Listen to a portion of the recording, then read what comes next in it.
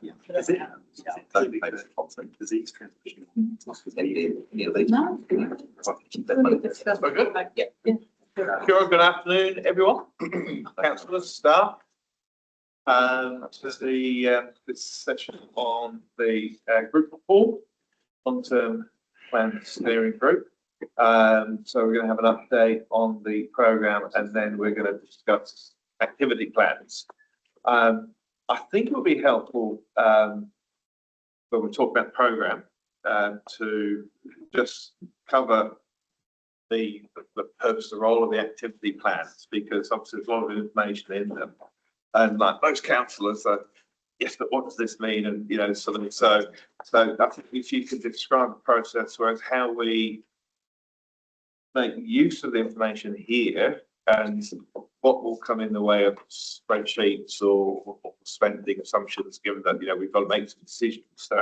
So how you see that all coming together, so that we've got time down the line to make those governance decisions, because at the moment we can't see how that all links together because we're still in the early stages. But I think if you're presenting on that, if you maybe just talk to that, and then I think when we come on to the activity plans, probably whoever's leading on the introduction of activity plan, just to talk about sort of the purpose of these, because they're a new thing, and sort of what's the why behind doing them, so we can see the context of what we've got now, knowing that this is the first time that I think the organisation's done anything like this. So it's a new way of working, and I think again there's a lot of information, but also sort of the benefits of doing it this way. So I'm going to do no more than that, but I'll just hand over to Ian. Thank you. Thank you. Just Yeah. Okay, so this is my fault. Where to start? Sorry, I'm talking about the budget. these lovely documents. Oh, okay. Yeah, so I worked in local government for 14 years now, and my two previous councils that I've worked for have had a regime of these activity plans for a very long time. So earlier than, it was probably as soon as the legislation was changed. So what they enable you to do, which we haven't been able to do in the past, is to really scope up what you want your activities to be. So previously we would give you the levels of service, and we'd give you this information in the final document. So it's kind of given to you at the end. So what we wanted to do is to bring it up front, and basically these are your scopes. What do you want to do in this activity? And we've populated it with, so this is not a budget discussion today, because we haven't actually devised a budget yet, because we don't know what the scope is that you're wanting us to deliver. So what we've done is put in the current year budget that we just approved on Friday, which obviously hasn't been changed yet for the changes, to give you an indication, to give you a size, scope, scale, what this currently is funded. But yeah, this is really an opportunity for you to also meet each of the budget owners. So again, I don't think this has ever happened before. So the budget owners are going to be here to talk about what they do in their activity, and you can ask them questions, and you can hear what their long-term aspirations, I guess, are in their activities. So I'd just add a little bit to that as well. I hope that this is, as has been said, this is the first time that we've done this. We're very much trying to lift the curtain here and bring you into the drafting process here, so that you can reflect back the things that resonate well for you, the formats that you like, the things you don't like, so that we can adjust them as we go through. As Catherine has said, the intent here is to think about the outcomes you want to achieve through these various activities.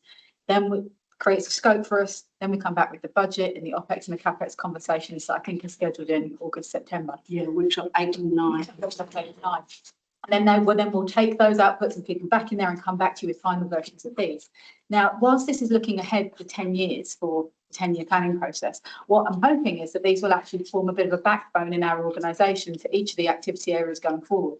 so that, you know, when we come to talk about annual plans, when we talk about annual reports, we can constantly refer to these, go back to them, look at them, update them. When a new person comes on board in a team, they'll get handed the activity plan for that department, so they can really understand the scope and the programme of work that they're working within. So we're hoping that over time these will become embedded in the organisation as a really important tool.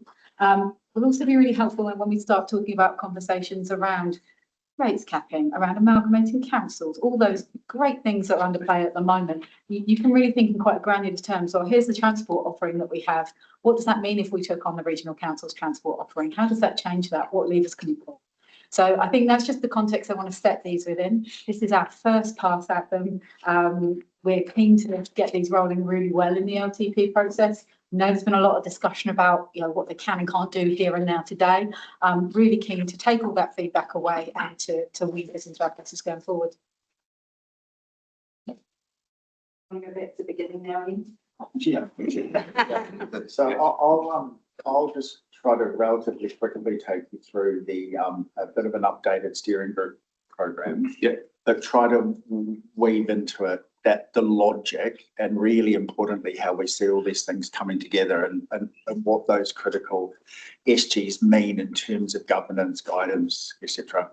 And then we've got 6 activity plans to go through today. So as long as we stick to time, it's roughly half an hour each. Doesn't have to be exactly half an hour on everyone. Can you just preface that time with what are you wanting councillors to give direction on in those 30 minutes for each of these different areas? Is it the content? Is it what should be in that activity plan? Is it should we see projects listed? Because we don't have that, do we, at the moment? No, you'll get that as part of the capital programme and the OPEX. Okay, well let's see how we go. But yeah. I would say it's fundamentally what does the activity deliver? Yeah. What's the level of service that we deliver? And the discussion and direction that would be really helpful, and we've got all of the right experts in the room, is fundamentally, is that an activity, a level of service that we want to do more of or do better in? Is it something that we could do less of? And we could pare back a level of service or what we do, for example. I suspect it won't be for today, but is it an activity that we want to do at all as an organisation? Because if we think about it, the activity and the levels of service that activity are prefaced around ultimately drives everything that we construct around the operating expenditure, the capital program, because it's that activity that we are funding and building a long-term plan around. So that's really the catalyst. These are to have a good conversation about, well, what if we were to do less? What if we were to do more? One final point that I don't think we've touched on, for those of you that are new around the table, an activity in local government terms is very specific and it actually forms a component of our financial architecture. So whilst we're not just using activity plans as a throwaway term here, if you look back at our old LTP, I think there were only activity areas, 9, like that. Yeah, and they're quite difficult to navigate through to work out, well, what exactly does that activity cover in terms of functions? So for this LTP, it's been proposed that we actually have a few more activities and that they're more specific and easier to navigate for the reader. But I guess the question for myself is how do we sort of, we can say we'd like to do more of that, which is naturally important, but we actually don't know the consequences of doing that. So we need to go away and find that out. Okay. So, yeah, so we don't know sometimes. Yeah. Yeah. Okay. So it's going to be it's a sense check of from the governance of what are the key things that stand out on here, and maybe even the type of information we'd like to see. Okay. And I think I guess you need to start somewhere, don't you? Yeah. So you either start with the budget and then see what can we do, or you say what do we like to do and what does that cost? yes. Yeah. Okay. We're trying to take an outcomes approach on it Yeah. for you. Yeah. So you'll shape it today. Yeah, and Okay. and so what you've got, and just so super clear, it's not an induction. It's not an. There's an element of education, but we're not planning to sit here and go, and this is why. We need to have that robust conversation around. You know, if I pick the first one, transport, and in the PowerPoint pack, you've got financials that surround that activity plan. You know, that's an activity that the council spends $48.5 million on operating expenditure on. We've got the information about what that's made up of, that $48.5 million. We've got the information around how that's funded, what's coming from rates, what's coming from subsidies, what's coming from wherever. We've even got in here the information, for example, on unfunded depreciation. So it's really clear. So to me, the conversation is about, okay, what's that activity plan? What's that activity delivering? This is what it's costing. What is, do we want to do more? Do we want to do less? What would that take? Where would we see that sort of, where would we see the specific? So if we looked at transport and we were talking about Arthur's Point Bridge, how do we see where that fits in? Because those are quite high level figures, rightly so at this stage. So is the intention that there would be, I guess, a series of developed projects, specifically the CapEx ones, I guess, more so, maybe or program initiatives that would come into the 10-year program? So maybe if I step through this steering group plan, and there has been a little bit of change in here, and so if I talk you through them, I think hopefully I'm going to answer your question. Thank you. So we've got 3 steering groups. We've got this one, the next one, and the one in July, to go through all of the activity areas, activity plans. You can see there's a lot. So this literally breaks down every part of the organisation. So there's a point to have that discussion about fundamentally everything that we do. So I won't repeat everything we've just spoken about there. You'll see that we've added a new workshop in at the end of June, which is to focus entirely on the infrastructure strategy. And the purpose of that infrastructure strategy is to bring to this SG what are those infrastructure themes. I think in the steering group one, it may have been, I think we may have thoroughly confused everybody about how this works, but think of it as the themes of infrastructure. These are things like, so they're about waste, they're about transport, they're about growth, they're about social infrastructure. And we will bring packages of options to you to say, you could do this, this could be the way we address this infrastructure theme, it could be this, or could be this, or could be this. And these are the projects that would sit underneath each of those options.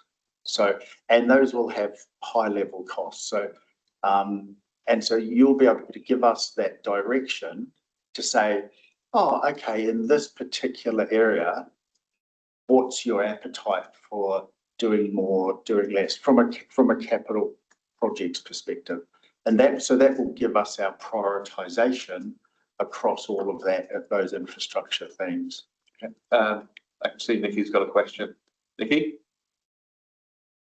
I may be jumping ahead, Ian. I'm just trying to understand, at the moment we have no costs and you're not intending to bring us costs in group in 5 or 7 either. Now that may not be an issue for this one so much because these are CapEx heavy and large contract heavy activity areas, transport, waste, parks, or part of those parks, maybe not so much, but steering group session 5, community partnerships, destination, very OPEX heavy. And to me, this isn't that revolutionary. We've always sort of managed to cover it in past LTPs, but what we haven't covered is the detail of OPEX. It's never been exposed, and CapEx is always exposed through all of these, through the LTP. We've got big tables and charts, but for OPEX heavy areas like community partnerships, destination management, economic development, we do not see the breakdown within the projects or within those areas. Now, what I'm interested in knowing is, one, at steering group 10 and steering group 11, you've got updated activity plans, level of service and OPEX post feedback in both sessions. Now, presumably we're giving you the feedback now to update things and they'll be presented, but that's September and October. And I guess you probably tell where I'm going with this. That's getting very close to the end. Do we have time to completely review things if, when you come back, having costed the direction that we're giving over the next three sessions, do you have time to redo things, or are you going to be in a position to have to say to us, sorry, but we took direction earlier, this is where we landed, we don't have time to change it again? Thanks. So you are going to have opportunity at workshop 8 to look at the capital program. You are at workshop 9 going to see all the operating expenditure. And really, all we're going to see additional from what we're changing in these activity plans today, in workshop 10 and 11 will be the actual final financial tables. So Cool. you will have options. So, sorry, Nikki, so just to clarify, it's not clear, so, workshop 9, It's got revenue operating expenditure, it is going to have the OPEX, Yeah. and across those areas, so that's great. 'Cause So- Because we Sorry, literally haven't started budgeting. We haven't started. Yeah, appreciate that. It's just, I'm just looking at this, sorry, just to follow up from what I said before, because I just want to understand better, because it's not clear to me, and I didn't make it clear at the first session what I was expecting in terms of OPEX, clearly, because we haven't got it. We've got one bullet item in session 9 out of presumably 3 hours. So how much time will we have to review OPEX budgets based on the direction that we're giving in 3 whole sessions today? This is the thing, that this is 3 Yeah, sessions okay. on activity. Sorry, I just, And I think it needs to be clear. it's a really good question, and I think I'd like to answer the question, and the question is that we'll have as much time as we need. As a council. That was going to be my answer. We'll have enough time as we need, and if we can't cover it off in 3 hours, and we've got things that we're struggling with, we'll have to find time. And I think you're right. Thank you, Vicky, John. That second bullet point, operating expenditure, is going to have a lot of heavy lifting. So we might need to be a bit more explicit in the titling of that item, because we will need to take as long as we need on that operating expenditure. Okay. Thank you. Yeah, so maybe I just continue to step through. So in that new steering group at the end of June, the infrastructure investment options, probably just going to call them that. And that's really important that we get your guidance at that point on which infrastructure investment approaches and options where you're looking to prioritise. You'll see in July, we also have a session on revenue and financing, and apologies, I don't know why I've got one item in red. So we talked, I think the last SG has changed. Okay, there you go. So that session, and I know Catherine talked about that at the last SG, I think it was, that is all about the revenue and financing policy review, but to put that into plain English, that's all about, for the activities that we do, who do you believe are the beneficiaries, and who do you believe should be paying for it? So basically it's a consideration of fees and charges versus rating. And at the same time, that session will also consider the broad concept of growth, pace for growth. So we spend a lot of time, I know you will all remember it very well, we spend a lot of time talking about Lugget and hardware and the complexities of how all of that flows into DCs versus rates, etc. We're doing a piece of work to review that whole system, that whole model, and we will bring that back to you for direction and guidance in that SG as well. So then we come into August, lots of bullet points on that list. So that's where you've prioritised those infrastructure investment priorities, and we're going to bring back to you the prioritised capital program list. So you'll see every capital program, which ones feature from every capital project, which ones are in your prioritised approach, what's the growth assumptions, what's the levels of service assumptions, and a first iteration of what does that mean overall in terms of capital investment, and what would that flow into in terms of DCs and rates. So you'll really see, okay, what does this all really mean? We've also got revenue and financing step 2. So if step 1 was who should pay, step 2 is about how might they pay. Is it capital value rating? Is it a uniform general charge? So within the decision of who should pay, there's some decisions around what instruments that we use to actually generate that revenue, including how the visitor economy might pay as distinct from the resident community. Go into that new September workshop. Don't be tricked by the only 4 bullet points. It's a big workshop. So that's where we bring the outcomes of everything that we've done, and we spend the lion's share of that time on the operating expenditure. And we can actually start to show you what all of this means in terms of the key financial metrics, rating, debt, etc. Because by that stage, we've taken all of your feedback from these activity plan sessions. We've shaped those operating expenditure budgets. You've got all of the existing year 3 current LTP budgets, so you'll see what's changing. And we also have the prioritised CapEx program, so we can start to put it all together. And then really we have a couple more workshops, SGs, iterating through that, taking your feedback, and refining that.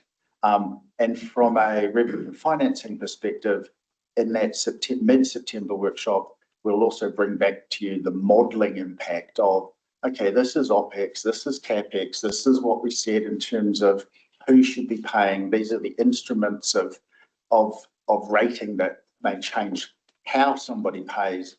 What's the modelled up impact of that?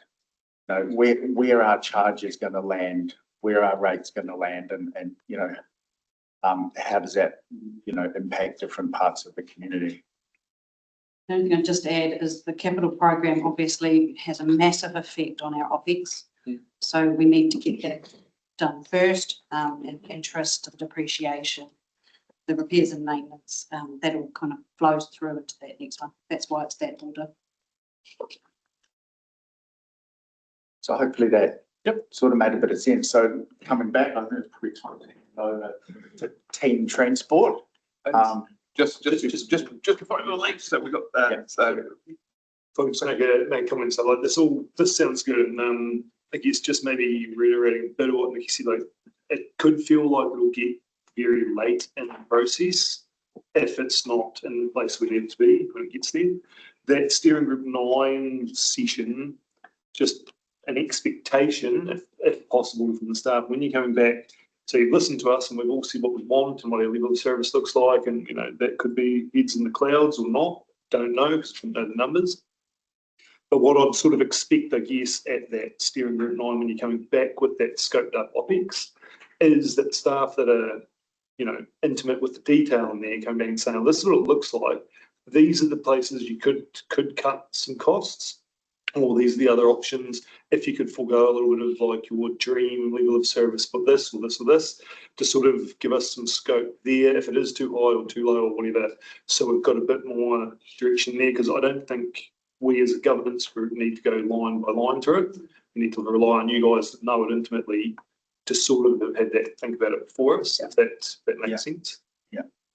Yeah, understood. and just to wrap up from that program, so we get to November, just convenient the other side of the election. So we might start again after that. Sorry. So breathe as a joke. Hey, we had to do that last time, so it's not really funny. So apologies for triggering the whole group. So what's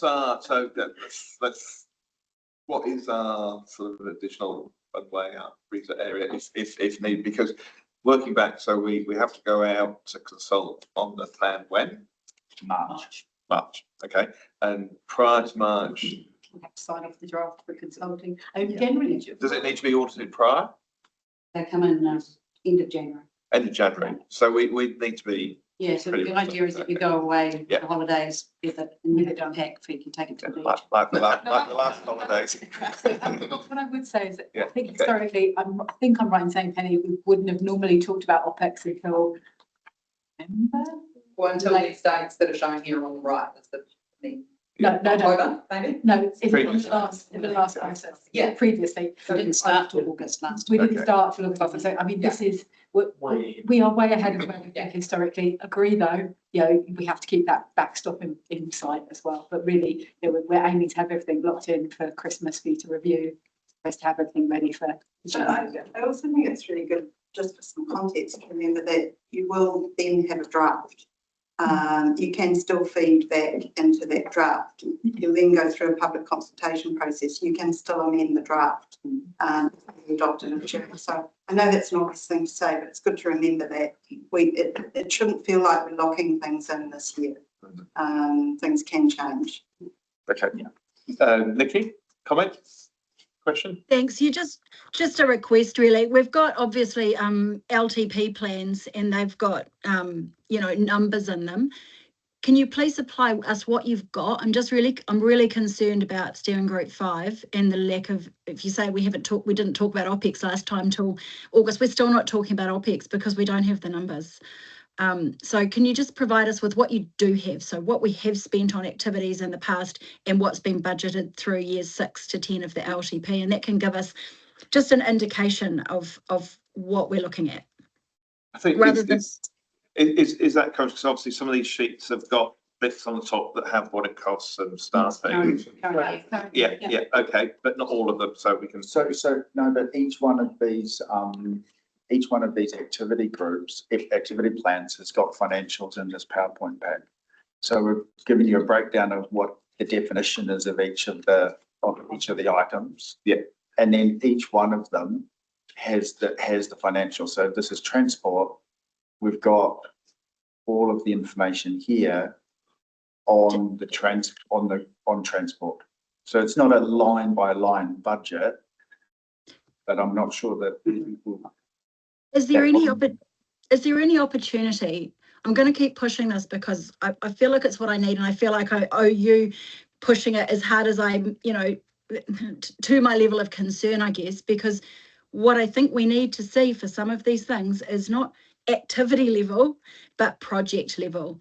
So as I've said before, what we've done is agreed a whole lot of policies and documents that have action plans in them. And what we've done is given you the direction to do them, to complete them. And, I guess money's been set aside for that in the LTP. What we need to do is actually understand what the cost of those directions are. What are the cost of those actions? What actions are planned to be implemented? And this is particularly for the next session, which is largely OPEX focused. So I'm just saying now, I do not have the information that I need to make informed decisions, particularly, or give informed feedback, particularly when it comes to the next steering group session, which is very OPEX heavy, and we have no detail, and we never have had. And the difference this time was supposed to be that we got it. So this can be revolutionary if we get the figures. Just indicative. We know that they're not the figures of our guidance and our feedback, but in order to give you feedback about what to change and where to go and where not to go, I think we need to see the costs, and I'm sure you can give us something. So I think Nikki, you were talking a lot about my areas. And for my areas that are in there, that information will be provided. That is how we're presenting the activity plans based on the current year or next year's annual plan budget, which is the same as the LTP. And it will be shown for each of the activities how we spend the money, how the service is delivered, how it links back to the plan. So the economic development plan, how we deliver the economic development plan, what funding goes to parties in the community to deliver projects under that plan, the staff that we have internally to support it. That is what is in those activity plans. So okay. I think you can be rest assured that you'll see that information for those ones next time. I can't speak for the other ones, but so what I think we've got a problem with is if we don't actually collect the information in the way that you want it. So yes, in the economic development. Well, it's small budget, so it's easy. Yeah, so that drives their activity. Yeah. But in the rest of the organisation, it's not driven by project specific cost centres. So I think we're never going to meet your expectation. We can certainly do it in the economic development, but we don't collect the information or budget in that way. Mm. And as you know, we gave you the start of the year, the full list of the 26-27 budget at that time. That's at this level of detail that we collect. So I think it will look a bit different for different activity areas Yeah. ultimately, Nikki. So I think some of the ones that you're most interested know in, it's going to appear that way and some it won't. But then as we've got to work through this process and we come back to you in September with the proposed budgets looking forward, we can try and take things. into So I guess what I'd say is probably after this one and the next workshop, if we're thinking of, do we see the outcomes that will allow us to make governance decisions, then we'll have that. And then, you know, if we're thinking, actually, maybe there's a bit missing, we can flag those up as part of the feedback. We can learn from this one to Yeah. inform the next two. Okay. I think you might find as well, that, you know, after you've done these next two, then you've got a CapEx conversation, which will go across all of the activity plans. And then you'll have an OpEx conversation, which will go across all of the activity plans. By the time you get to the end of those further two workshops, you should have the whole picture. Do we want to dive into one? Let's make it. Excellent. Get into it. Let's, yeah.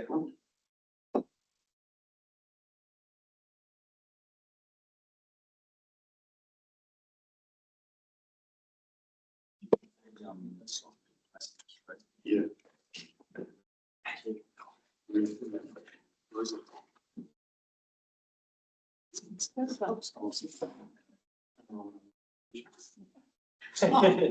Pretty much right.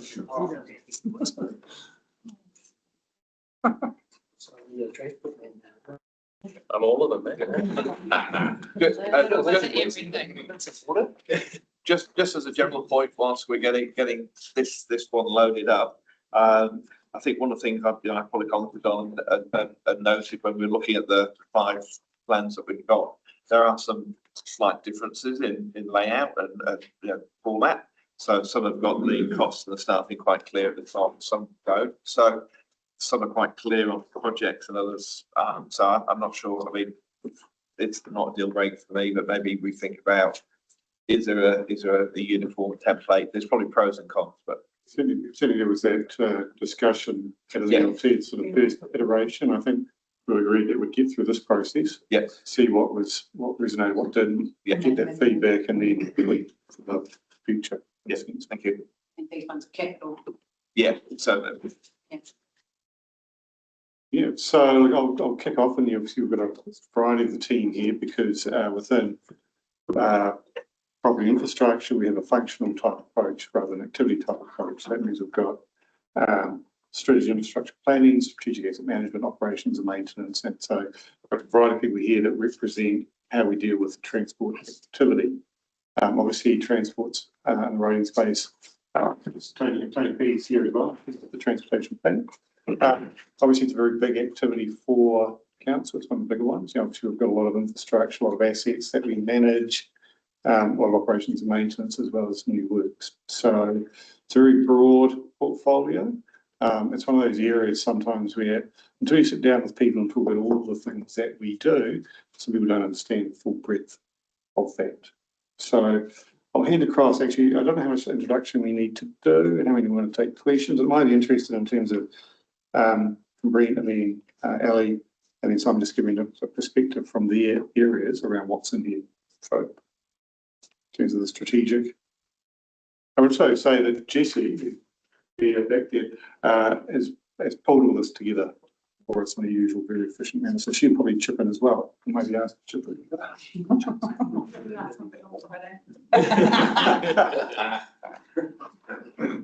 So anything to add? I guess we've had an attempt, and I'll sort of give Jessie a plug. She's done most of the plugins together. We all contributed to it. I guess we're particularly interested in any thoughts, comments from yourselves. I heard all the questions from the previous where Ian and Catherine were talking. So we're really keen to get your feedback on your thoughts on it, any particular interest areas from yourselves. We've collectively inputted into this, all the strategic stuff and my side, and obviously the stuff and Ali and Simon's side as well as the rest of the team. In an attempt to put it all together it's pretty tricky trying to put it on one page, but we think we've managed to achieve that. And yeah, really keen for your thoughts and comments on what works, what doesn't, if any specific questions. And then we'll obviously take those, answer as much as we can, or take away some of the questions and update those in previous subsequent sessions. I'll kick off. Sorry, someone's got to be first. So I guess within some of these, if we're in that context of what are the must-dos, what are the nice-to-haves, how do we compare, with others? So we've got some targets and some KPIs. So understanding, I guess, as councillors, is that what everyone else is doing? How do we, sort of, what would be the expected basic level that we have to achieve, and what is actually, higher than? Because I think that's helpful. But so is there anything in here that we're absolutely mandated to do, or is it all completely discretionary? And where within some of these topics, because you've highlighted the tensions, so rightly so. What are the things that you're really looking for key direction on within some of these measures and KPIs and activities? Cool, thanks. Shall I kick off? Thanks for letting me come and talk about transport. It's my favourite topic, as you probably know. So I guess I'm taking these as read, but it's really important that we actually maybe look at each little section and then work through it. All the information should really be information you're probably familiar with already, and as Brent said, it does take a lot of effort to actually make some really complex subjects really bite-sized, and I think Jesse's done a great job in trying to assimilate this all together. From my perspective, we're trying to give you a really clear strategic direction of what we're trying to do, what the outcomes that we're trying to achieve. So I guess first of all, probably really keen that you look and make sure that they all make sense to you. There is a wide complexity here of the different services. So in the middle, it talks about all the different types of assets and activities that we do and the assets that we look after. So, it may not, just draw your attention. There's a huge breadth of information here, and we can jump into specifics. The section on the major assets and contracts is really to give you a bit of assets and contracts, to give you a bit of perspective of the volumes of assets that we're looking after, and then the major contracts that we have and that are used to deliver these services. But I think specifically what would be quite useful for us is to focus on the bottom middle section, which is around service levels. And one of the I guess improvements that we're hoping that this format will give you is a little bit more granularity. So the levels of service haven't changed, but they've been reframed. So you would have seen in previous LGPs that for each of the activities there was kind of one statement around levels of service that encompassed actually a number of levels of service. And what you'll see is that they've been broken down into slightly more granular. So you can look at the safety of the network, risk, all of the activities that we do around managing the risk on our network. So preventing death and serious injuries on our network, but also about connecting people. So we've got that customer experience. How does it feel when you drive on the road? Do you want to be driving on the road, or do you want to be walking? And are those services safe and comfortable? And then there's around the reliability, the performance of the network. Do we keep our network open if there are events or, various different things like weather events? And what is the travel time? Is it reliable on our network? So these are all really, really big pieces of, I guess, could be big discussion points. And maybe that's something that is worth teasing out, because we've tried to, as we're thinking about what budget lines we put into the LGP, we're thinking about and connecting those budget lines to the outcomes that we're trying to deliver on the network. So probably most importantly is, are these outcomes and are these service levels what you would expect to be seeing, and testing those a little bit. So you can make choices. Do you want to spend a lot of money on cycleways, on nice footpaths, making sure that there's no trip hazards, or do you want your road network? Those are the types of balancing that you can think about when you're thinking about your investment in the transport activity. Bridges, structures, do you want lights everywhere? There is a whole load of these types of levels of service that you can influence by where we put the budget. And have these priorities been tested over the years, in terms of, if you had the community had to rank these in order of 1 to 10, do we have a good sense of where they would land, or do we just say, actually, if we have to put that safety one right at the top? Yeah, I don't know, it's just an open question. Yeah, so a lot of these levels of service are really based on direction from central government. So they're directly connected to the Department of Internal Affairs, the KPIs that they put onto us. So Right. there's really clear expectations set by the Ministry of Transport and by the DIA around what the expectations are that we do focus on. And obviously central government have the government policy statement for transport, which reinforces those each 3-year period. Yeah, so we have a clear line of sight from these local ones up to those national directives. That'd be quite good to, daylight on that some of these are effectively mandated. Because otherwise you'll say, oh, well, we should do less of that, we do less of that, and actually, well, the answer is we can't. So, yeah. Yeah, there's a level that we can instill influence in, but absolutely. And actually, sorry, just going back to your first point about comparing those KPIs, because a lot of these service levels are measured by the DAA. Yeah, we can compare that. We can look at costs as well. Nicola and Quentin. Can't see the hands. Oh, we can't see them. Okay, I think you were first, Quentin, I think. okay, Q, Quentin. Quentin, good afternoon. How you going?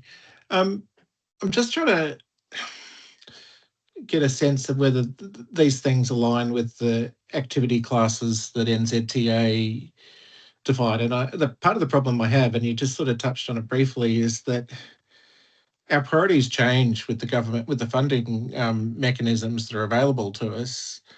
And, there's a distinct set of fundable activity classes under the GPS and the NLTP. So, yeah, and I mean, I'm just struggling with some of the languages. I'm not quite sure is entirely consistent. I don't know why, average travel time is not something that's well targeted through the funding mechanisms, but there's other drivers currently anyway that dictate funding. So yeah, I just want to make sure that we're sort of aligning those things. The language is consistent, and that we're not sort of and in the end of the day, we're actually responding more often than not to the government's changes. So does it even matter what our priorities or our key directions are, because we're at the whim of the GPS or whatever's coming? Yeah, look, I would say 100% that all the inputs that go into this are aligned with the NZTA funding categories. Perhaps the language has been not simplified, but made a little bit more human, because the NZTA categories don't always make a lot of sense to us mere mortals. So yeah, we're definitely aligned. We could be more explicit if that's useful. When you see budget lines, you will see that they're directly related to the submissions that we make with NZTA.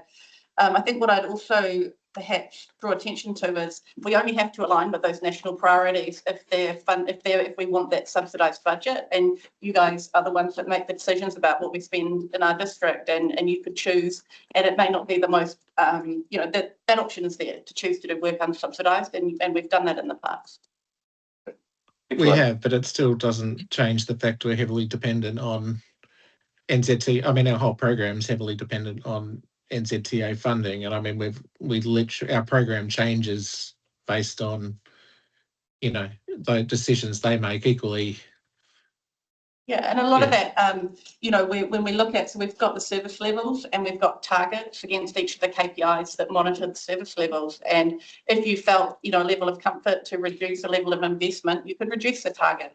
And, that will have an impact on the level of service, but that is, an acceptable way forward. Yeah, just to elaborate on that. So the DIA performance measures tell you what you must measure. They don't tell you what you must achieve. Yeah. Well, that's what I was thinking, because equally the level of mode shift, for instance, that we are targeting depends on where we are and what we're trying to achieve, what the network capabilities are as well. yeah, there has to be some science to it, not just a random number.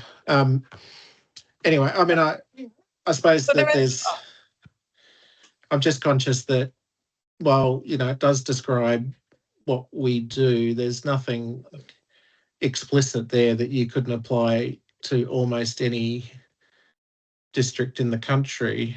So I'm just, I do struggle whether it's specific enough to our circumstances, I suppose. Nicola, you have a question? Yeah, I kind of echo what John and Quentin were saying. It kind of sounds like you're asking us for our national policy statement on transport kind of thing, doesn't it? But like you say, we have to kind of follow the governments. But maybe the way to do this is that we obviously follow the government's directions, but we right now, like you were saying, let's go to the objectives and maybe we prioritize them or say what isn't quite aligning or making us so Queenstown QLDC based. Like for me, it doesn't. I feel like the support integrated growth and place outcomes, like I know we have to support, but advocate or something in there doesn't sit that well with me in the sense of like the pressures that the growth has put on us and the objectives. I feel like it doesn't touch on that, which is, I would say, Queenstown centric to what Quentin you're saying, like that this would make it more Queenstown centric. And I really like the reliability that you've added in the service levels. I think that's awesome. My question to there would be like, what is the baseline that we're working with, and what is a good time? Actually, yeah, how do we work those numbers out? So I guess around the reliability, for a baseline, what we would be doing is looking at the current performance of the network and the historic and working out what the average performance has been over time. And then we would be talking with you about what we see as a suitable target. So I think on that one particularly, we would be picking a couple of key routes on the network, getting some feedback on you as whether those were comfortable, and then we would be monitoring the performance of the reliability of the traffic travel time on those sites. Mm-hmm. That would be good. Matt. Thank you. Couple of easy questions to start with. Dynamics. You always laugh at that one. With signalling, I think their signalling was 0.4 of key services. Just wondering if you could give me a bit of an understanding what council's control over signalling is. I thought it was all done from Wellington. What is our input? We still have to look after the assets. So we look after the assets. Control is done through WTOC in Wellington, but we are responsible for looking after the assets. But we can't actually have any management control over those. At the moment, we have signed up with an MOU for them to manage them on our behalf. We would need to change our resourcing to be able to. How do we influence their signalling for seasonal fluctuations and daily? So we have a good working relationship with them. So WTOC are just at the end of the phone. We can ring them up and say, look, we're, I think the example actually with the Robbins Road extended closure is something that we have today just had a response from WTOC around what they think can be done to help facilitate that. Cool. So the idea is they monitor it and they should be looking for issues that they see arise on the network, but they're more than happy for us to reach out and say, actually, look, this is not working and what options do we have to change, timing and that type of thing. So we can add the local nuance there. So easy question. Yeah, great. Bitumen costs, we know that rose in the last couple of years. Is that baked in now, or are we seeing costs coming down, or is it just, it's always going to be there now? Price always goes up quicker than it comes down. Yeah. So it's we're not, the conflict's still going on. So we're riding this ride still. So this will be a key part of how we look at the budgets into the LTP. And we adjusted the material we used on resurfacing from asphalt to what, chip seal? Is that right? Yeah. So that's pretty much baked in as well. We're not going back to asphalting for that decision. Well, so there's not an actual decision for one or the other. We actually have what we call a seal treatment policy in place, and so asphalt's still a really important tool in the chipset for us to put onto the road, so we don't step away from it. Asphalt tends to be where you have really high, a lot of heavies, you have a steep roads, gradients, you know, twists and turns. Right. So we will still use asphalt where it's appropriate. Chip seal is used, it's a lot cheaper. We can do a lot more of the network for less money. It doesn't last as long and it's not as strong, but it's, again, so it's a combination of both. Okay, so we can find that balance. So those are the two easy questions. This might be a little bit harder. I'm wondering if you could tell me how you optimise the work program, not just for council, but for when we do other utilities like Three Waters, so not roading upgrades, resurfacing, Three Waters, electricity networks, which are done by other organisations. How do we find that optimal balance? Because you don't have control over their work plan. And give you context, the biggest gripe we hear is, why are you ripping up the road 3 times? Yeah, like it is an ongoing challenge. The Forward Works program, it was meant to be a tool to help reduce the situations where we're coming in shortly before or after another utility has been in that area. So we are trying to achieve that alignment, but it is something that we'll be working on today and forever. Is it impossible to actually even get to? Oh, no, I think we are getting better, but it depends on how clear those other utility providers and our Three Waters departments are on their Forward Works plan. And sometimes things come up that were unexpected and people are in behind a reseal treatment, which is very disappointing and a poor outcome for the roading network. Right. But that's what we strive to avoid by having those programs as aligned as possible. Right. Who drives that? I mean, if you need to resurface a road because it's up due for its renewals. So yeah, particularly with the reseal program, that's a really stable program. We have a really robust process to identify. We do a lot of surveys on the road, look at it, a lot of machine-driven technology. So we've got a really good understanding of how the network's performing. And so we do put that out there for people, and we have opportunities. So Simon, as council, as the utility operators, both transport and the Three Waters, we do liaise. The people talk to each other and we try as much as we can, but you know, sometimes it's inevitable, you know, mains breaks and those things happen. For the planned, scheduled maintenance though. Yeah, well, it should be happening with planned, yeah. Is there a carrot for the other organisations? Because it's going to be cheaper for them if they don't have to seal a road after they've come through. So within the planning and development team, we have a corridor manager. And so his role is to coordinate all of the work. So we actually get a lot of notifications from other utility operators and private contractors who submit a permit. So it's not really a permit, I shouldn't use that word, but submit an application to work on a road network. And so that enables some element of coordination, and through the corridor manager, there are opportunities to discuss those works programs. Yeah. It is a challenge. Yeah, I can imagine it's, I'm sure the work hasn't been done because it's quite a big ask, but it'd be interesting to know what cost savings there would be if we could find some. So talking about trench sharing and opportunities like that. Yeah, look, that's something that always seems to be very optimistic and is a lot harder to make happen in reality. But it's certainly those conversations are always there, and certainly between, you know, roading and Three Waters, there are a lot of synergies and the people are talking. I think we do them.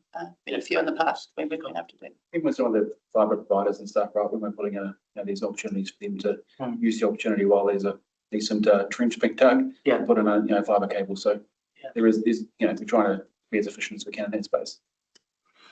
Okay, that was the hard one. Not too bad. I hope I can put this in words and not a stream of consciousness. When I look at the fourth line down in the bottom right corner, incremental improvement versus transformational change, and then I go back to 30,000 feet.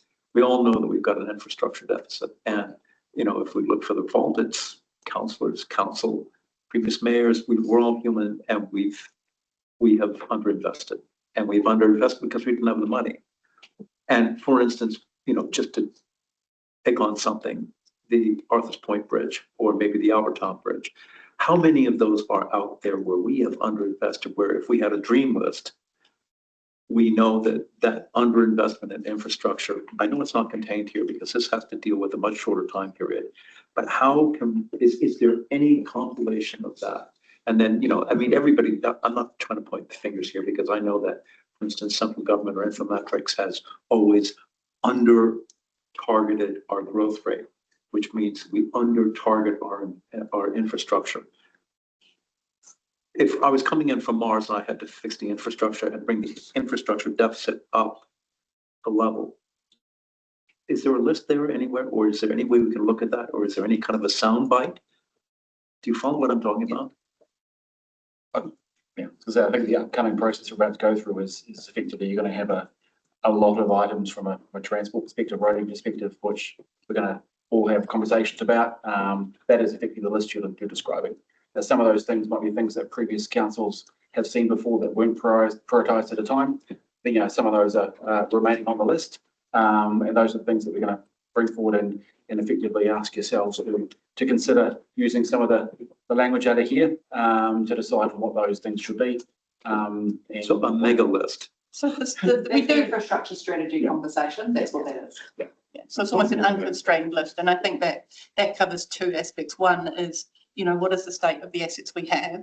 And then does there need to be an improvement in level of service? And that could be capacity and throughput. So Edith Cavell Bridge, you know, would you replace a single lane bridge or would you make it two? You know, there are two different conversations there. And with the ones around asset performance, we have a really clear kind of list that we need to know, particularly around renewals and understanding that. But those capacity issues and the capacity service provision issues become much harder to predict. So the idea being that when we get our mega list, with the price tag, we'll be able to see actually which ones tick 3 boxes, and things like that. So the bridge might be a triple word score, you know, it increases the level of service, increases resilience, it's not going to fall down, and it might increase our reliable travel time. So I guess that's, and meet some of these other things. So we could be able to triage those lists against some of these. Yeah, and that's what we really want you to be looking at this, going, is this helping you get to that point? Okay, are these level of services responding to the right things for you? Okay. There's questions online, but Gavin, did you have a question? Yeah, just a couple. So just to go back to that, and also mention was asking about before, I mean, some of these projects would really only go ahead with the transport agency subsidies. We still have to firstly decide whether we want to include in the long-term plan and put the whole budget in the long-term plan on the basis that transport agency will fund their part. And then, this is sort of a question, but this is my recollections of last time round. Then the new GPS comes out about a year after the LTP. You don't know if it's going to be in it. So, you know, and I remember last time we had stuff in there for Arthur's Point Bridge as an example, and then it didn't get any funding, but it got a tiny wee bit. Well, it got, frankly, it almost got an obscene gesture. Yeah, so, but we have to, a year ahead of that though, we still have to make the decisions here about what we want to see and then react to what funding might get or not get. And, you know, and then last time I remember also we had to then redistribute what funding we did have for projects left on in our LTP based on the subsidies we didn't get. Yeah, I think the particular area is so influenced by that external funding source from NZTA and the government. And as you say, last government, we saw a real change in terms of that shift of money. I think the advice is that we can try and put forward our best plan. That's what the council wants to achieve. But we need to be ready to respond to those changes, be sort of understand it. And I think we made some decisions last year, council did to still fund some activities even without the subsidy, because you made a choice around that. So I think those are things, particularly in this area, that are so subject to that additional funding component. It's 51%, so it's a big chunk. And indeed, when you look at how that funding's applied, the GPS almost determines where we should be spending money, what we should be doing, which may or not merit with what council wants to be doing. If we take active travel as an example. So here's a question then maybe for you to think about. Would it be more useful for us to somehow like highlight where we think there is more confidence in getting the NZTA funding? Would that be something, an improvement that might help? Sure. I don't know how we would do that. Crystal ball exercise. I guess it's a case of where we clearly aligned with government priorities, or where there is a risk that, you know, changing government could mean a change in direction. But there'll be some stuff that's important to do regardless of whether we get subsidy or not. And I guess that's maybe what we need to draw out a little bit. I was going to say, and I think one way to do that is we often work with NZTA anyway, right? But the NZTA are about to produce or be a board to approve their strategic network plan. So they've done a whole lot of work to try and identify where they believe some of the investment should be made in this area. So us making sure we align some of our pieces that support that, which are more likely therefore to align with what they're pitching, I think is I think what you're saying, right? I think that's, this isn't done in isolation without that kind of consideration. And Tony is constantly on the phone with our friends at NZTA. So there is a pretty strong link that we're continuing to work on and develop to ensure that we have a little more confidence, hopefully, in some of these areas. And we can do, to Ali's point, maybe make that a bit clearer around where we are a bit more confident versus where there's potentially a bit more risk. I think it's also important to note the role the regional deal is going to play in this. We will have a different relationship with NZTA and Ministry of Transport as we go into this LGP than we have had in the past. So for those of you who, this is a public forum obviously, but the joint committee on Monday will be discussing where we've got to with the transport arrangements.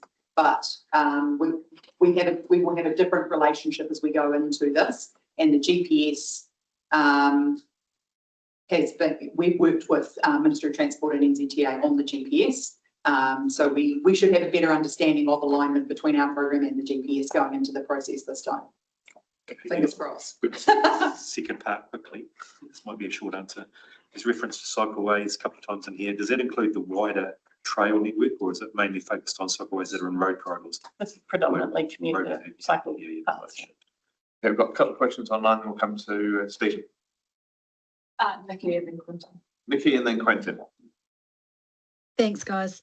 Yeah, starting with activity purpose, safer roads just gives a direction to go safer and improve level of service. Just generally in the LTP, I feel like level of service funding is quite high, or the costs of level of service increases are quite high. So I think we need to be really careful about anything that indicates that we're increasing level of service. We need to be quite careful around that.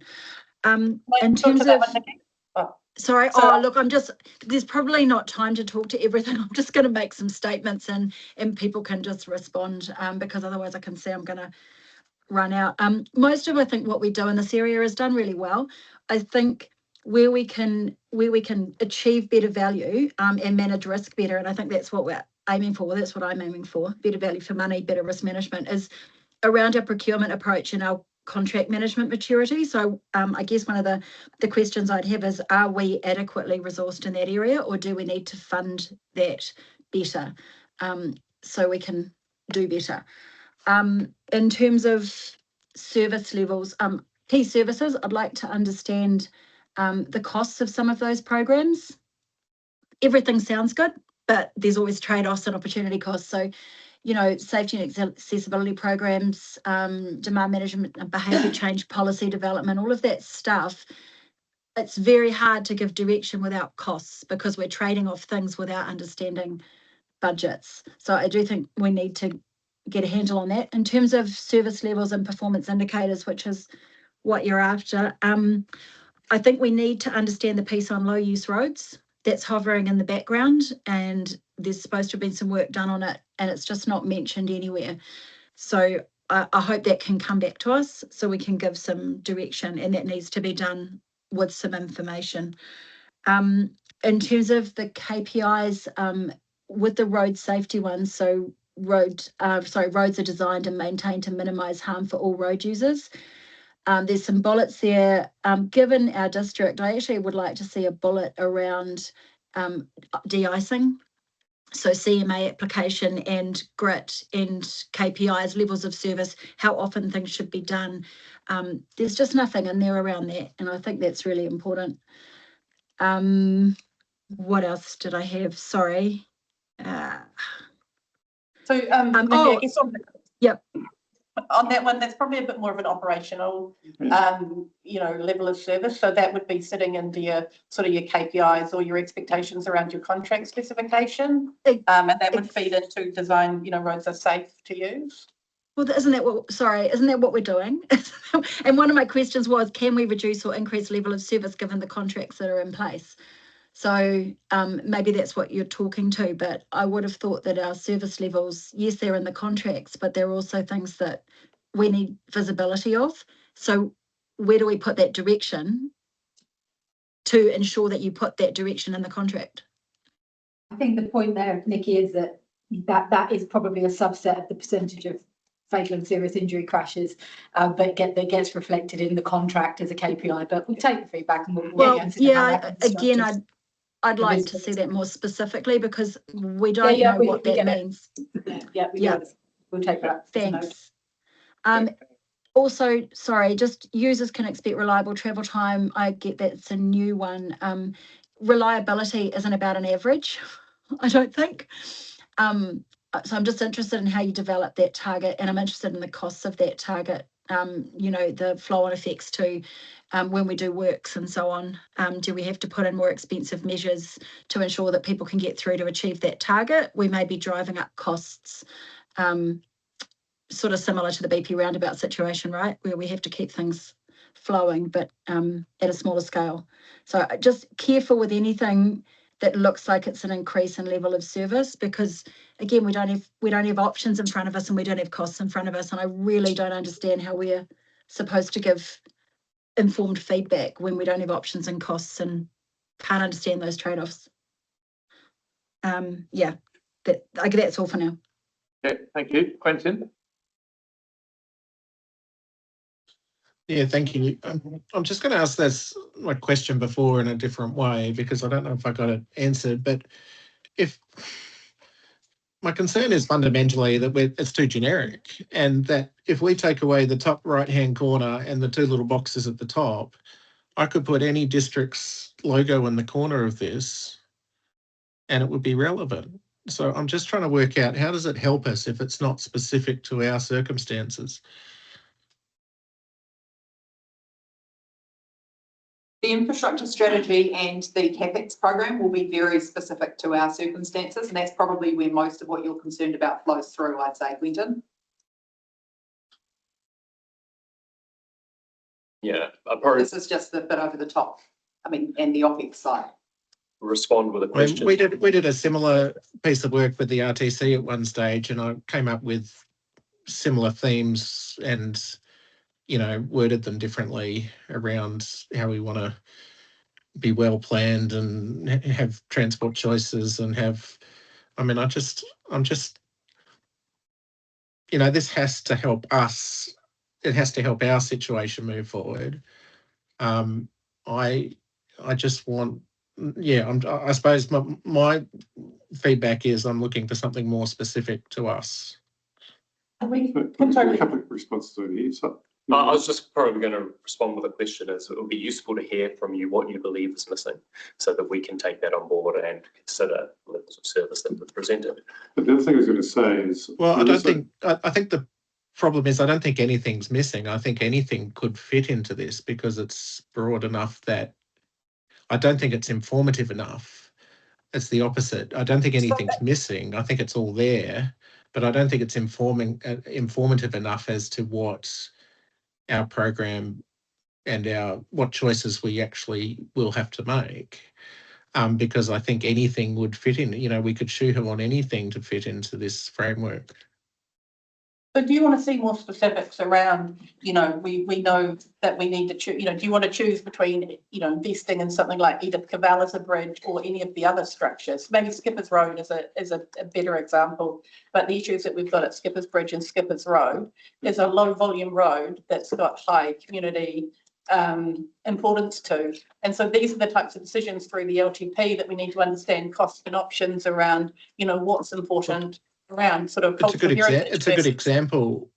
It's a good example. How would you weigh up the conflicting needs of its role in tourism and backcountry access and all those other things versus the, you know, the cost effectiveness of our network or individual network? How would this inform a decision on Skippers Bridge? I guess the way I would look at that is, you know, there's not really a level of service at the moment that is prioritising the heritage or the access to backcountry. So it's going to score relatively poorly as we work through the prioritisation, testing it against this framework of is it going to deliver a level of service improvement investing in this bridge. And as a group here, does that feel right for you? Is that what you're expecting to see when we analyse the capital program?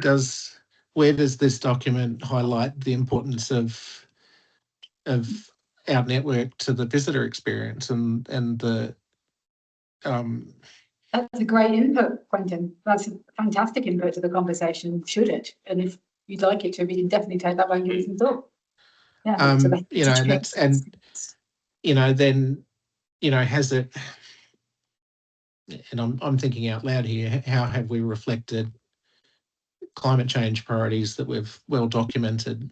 How does it support alternative transports like the gondola, or how does it inform, sorry, a decision around a public-private partnership or something around a gondola proposal? You know, how does this support us or inform that decision making or investment, in fact? So I do wonder whether that's the next level down after this. This is trying to describe the overall activity.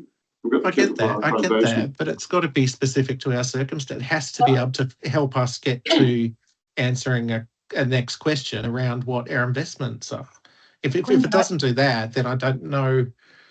I mean, I'm trying to explain what, you know, I think this needs to be able to do. And I think that it's got to be able to help you make decisions and priorities around investment and what investment you make in the program. And as I said, I just fear that if you don't at least apply some of those, I mean, I think it's worth doing some stress testing, if you like, around how would this inform particular decisions. You know, you know, when we get down to prioritising funding. So, you know, if it doesn't do that, I'm not quite, I'm just Well, worried. Quentin, I think you've made some really good points. I think, you know, how do we reflect the heritage piece? How do we reflect the visitor piece in here? I think when you're coming down to specific projects, it's maybe something that we're straying into the infrastructure strategy space.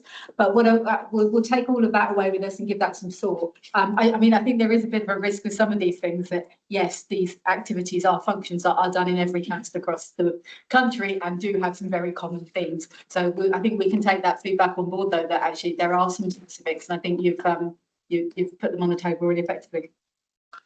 Okay, Stephen and then Pete. Yeah, my question was around where does the use of the lake fit into this transport strategy? Good question. Like, does it sit in a different department, or is it should it be in here as something that needs the wastewater that should be looked at as part of the solution to our transport network? Certainly is being looked at as part of this. So this is not a transportation strategy, though. No, yeah. This is describing the activity, and there's a lot of things that flow from there. So that's one response. This is not a transportation strategy that deals necessarily with all the competing. Doesn't deal with cable cars or lake traffic or other things. It probably does have a focus on the roading, physical roading, though, doesn't it? Well, no, but we've got a key level of service around reliability. So how that public transport or how that transport network is developed to enable that reliability level of service will come through the capital project planning and prioritisation. Because for me personally, I see the lake and the cycleways as a big contributor to try and help with our roading network. And I see a lot about cycleways, but I don't see anything about the lake. And I think it needs to be on the radar. I mean, it sounds like it is, but you know what I mean? Yeah. I think So there is a level of service which is accessible, uninterrupted and attractive alternative transport choices.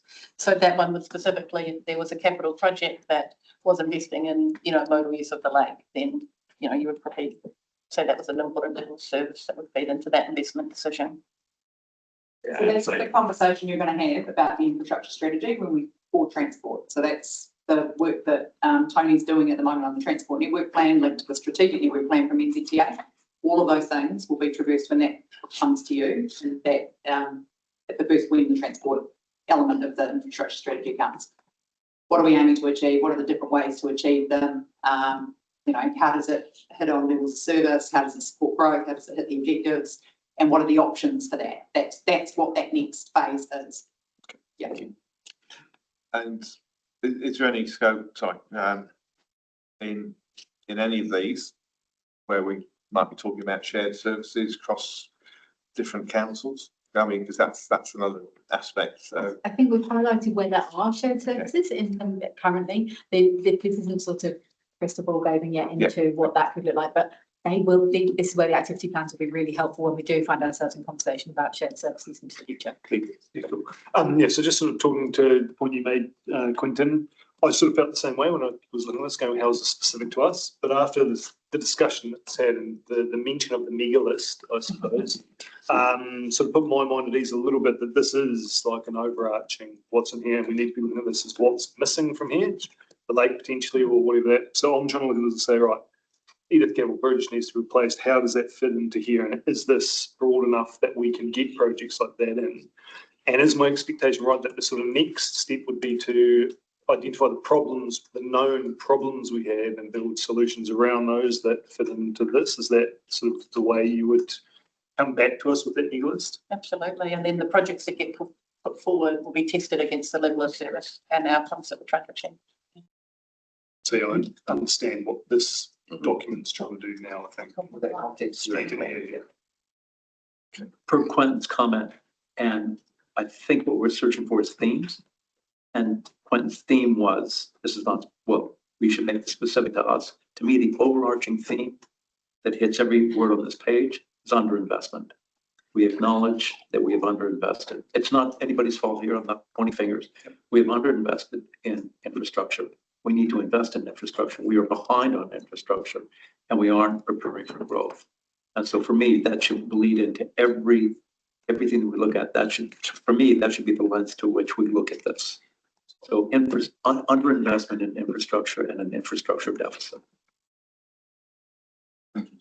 So just one final question, under critical enablers down the bottom right hand corner, does that talk about future funding opportunities like a Frankton congestion charge, Frankton Road congestion charge? So that's something sort of work streams and priority activities. Yes. Okay, so that will fit in there. That's where we fit in. And am I correct in saying last LTP we couldn't discuss a congestion charge because it wasn't possible? There was no regulatory function just to be able to do. This time we can potentially think about it. Yeah. I think things like that will come out of that transport strategic plan. Correct. Yeah. Because based on these new funding mechanisms, it changes our perception of what activities we possibly can do. Right? So yeah, maybe not this LTP, but maybe the next one. And was with some of these big CapEx projects that will be on the mega list, was the we love the mega list. We can have a mega day go through it. Has the previous constraints been the debt headroom or the servicing of those things, you know, or putting funding in the rates to balance that over the 10 years? Because obviously we'll have more debt headroom, so we can put more of these projects as placeholders, if that's what we want to call it, in case we get the funding. But does that, are we still really constrained by the sort of, you know, showing where how we balance that budget? Definitely will have more headroom, but then you'll also have a rate cap, which will be constraining the interest. Okay, thank you. Although the rate cap is able to be adjusted for growth councils, and transport is obviously an investment area that is going to be likely heavily growth related. We're catching up on growth. But. Okay. Right, one down. And we all say, and we request. Yeah. Okay.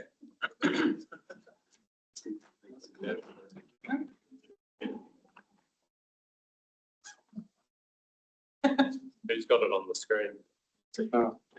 Sorry. Click us down one, please, Tony. Should go to It's a different one. File. I assume my slide that was here. I have no idea. There it is. Yeah, there it is. So, yeah.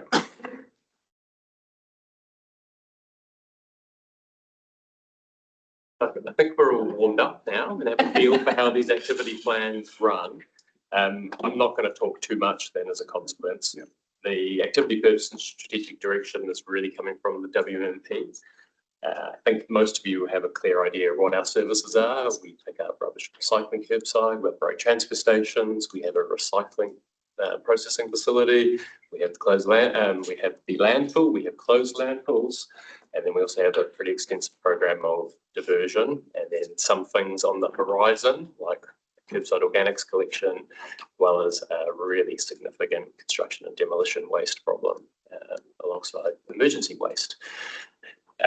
Level service are relatively basic here. We're talking about how much waste is being produced, how much we're diverting, the contamination rates through the MRF, our level of service from our contractor measured by their responsiveness to requests received.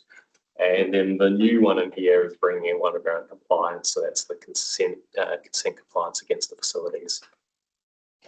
And with that, throw to questions, given we're a little bit behind. Has anyone had on my left anything to add? Okay, let's go, Quentin. Well, I suppose just to put my previous point, I mean, I do think this is this reads a bit more like us, is my feedback, is that it refers specifically to the WMMP, it identifies the MRF replacement pathway, the transfer station problems, it reflects the zero carbon a little bit more, to emissions, you know, the risk of emissions from landfill. I mean, you know, without going into it in too much detail, I can see a bit more of us in this, you know, and it's more locally relevant.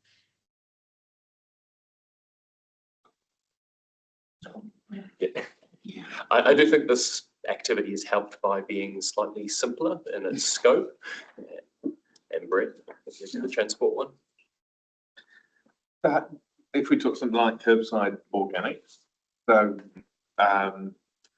where would we then see sort of optionality? You know, is it something that we do here? Where do we take it to? Is that a partner with QLDC or someone else? Because obviously we'll need that to help us come up with some investment decisions. So will that come back in a form? And he's nodding. Yes. Yes, so that's going to be the next stage. Yeah. And I guess we will need to be careful around how much we dive into the detail of every single project versus looking at these programs of work, some of those options amongst them. You are dealing with a big LTP here with many investment lines, and if everything gets into infinite detail in the project, you're going to have a hard time prioritising, I would suspect. But I guess fundamentally understanding the appetite and commitment around the table for curbside organics is going to be really important. And as we work through, you continue to see those options around, do we need to bring in more capital because we've got the facility in district, or are we prepared to operationalise more of those costs? Use an out of district processing facility. That is an example of something that will be specifically put in front of you as part of the infrastructure strategy and will be a significant decision you need to make in terms of which way you go with that. So, yeah, that will come in that next detail. And likewise in terms of a MRF, that's still the same optioneering. So I guess, or are we going to be constrained by where we come back to the market? Yeah, so the MRF is a live procurement at the moment. It's just closed and we're now in evaluation, so there's not too much I can say, but yeah, we're going to have to try and keep all these the latest information flowing into the LTP process as we progress, and there's going to be a separate decision of council required around the outcome of that particular procurement.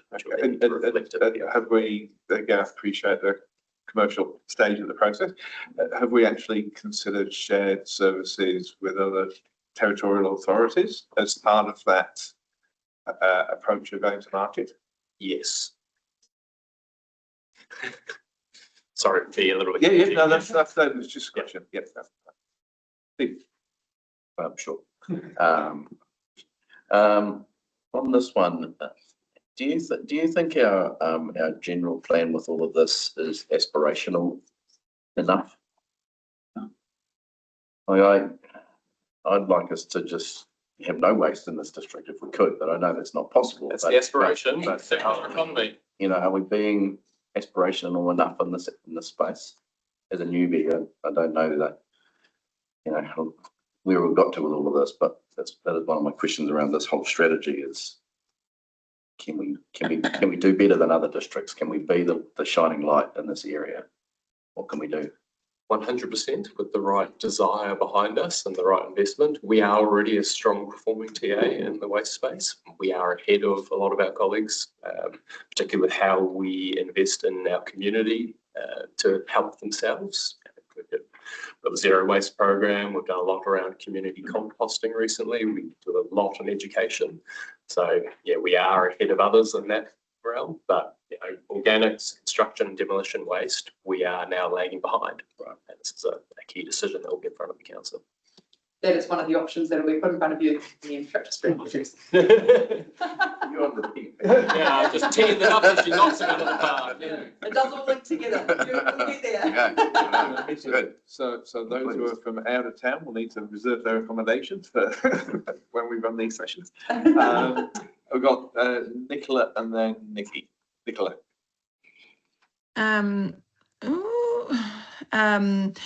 I really like the objectives on this in that order as well. I think the priorities are really good.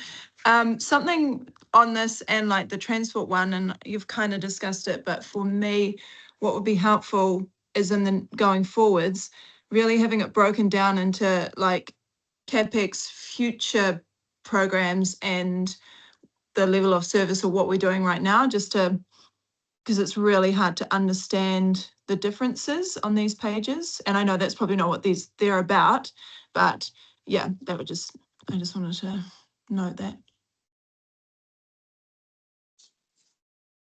Okay. Nikki. Yeah, just firstly, just God, it's terrible. We've managed to defer that MRF for year after year after year after year since I've got into council. So something's got to change there. I don't know how we meet our KPIs and level of service and performance indicators having done that. You know, it'd be interesting to see, do we think we've met them or not? And maybe that's something that these pages should include. You know, where do we stand against these performance indicators and targets?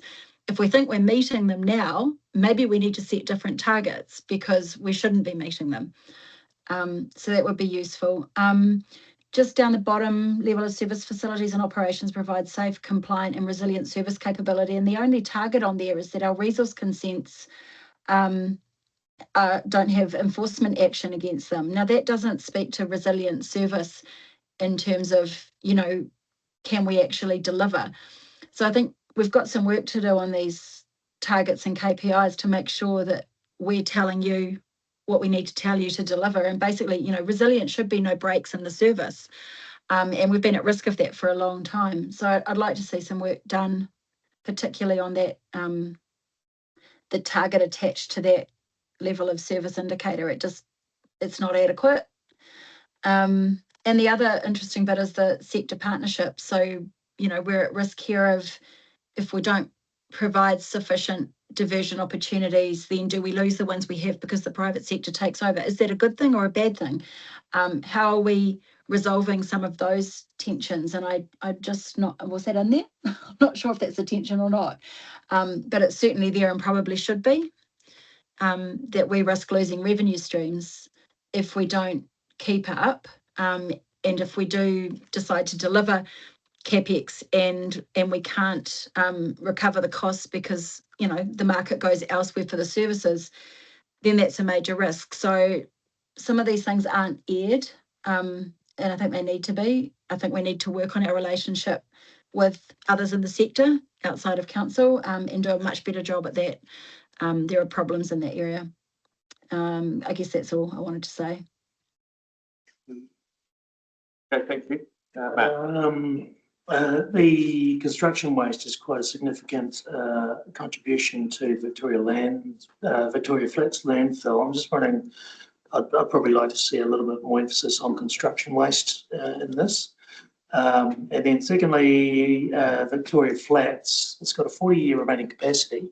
Is that on the assumption that we don't change any behaviour around curbside organic collection and that type of activity? Yes. So yeah, if we can, anything we can do to invest into diversion will help prolong the life of the land. 40 years could go out to 60 or whatever it might be.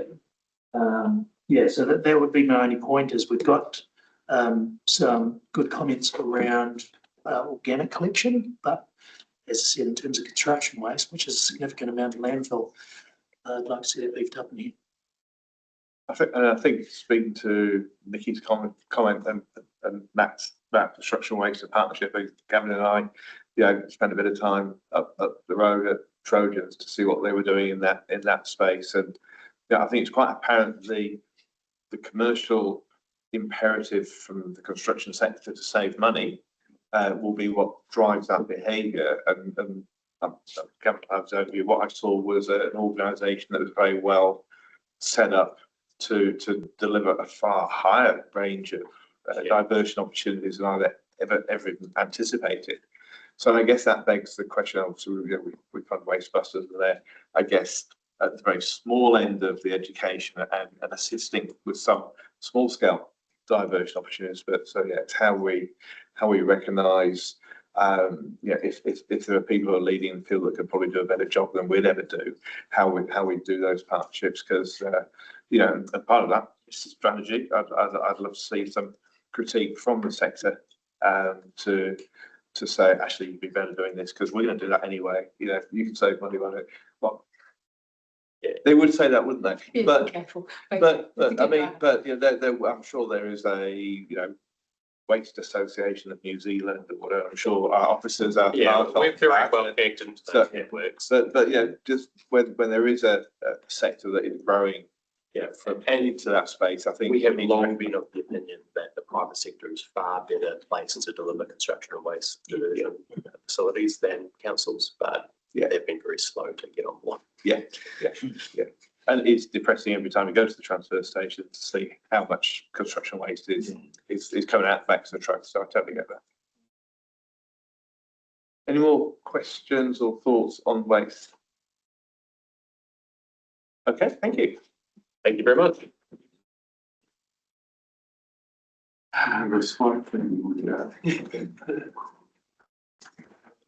Get to shuffle up. Still here.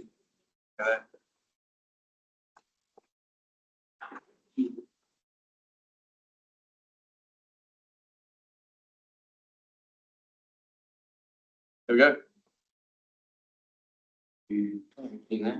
Sorry.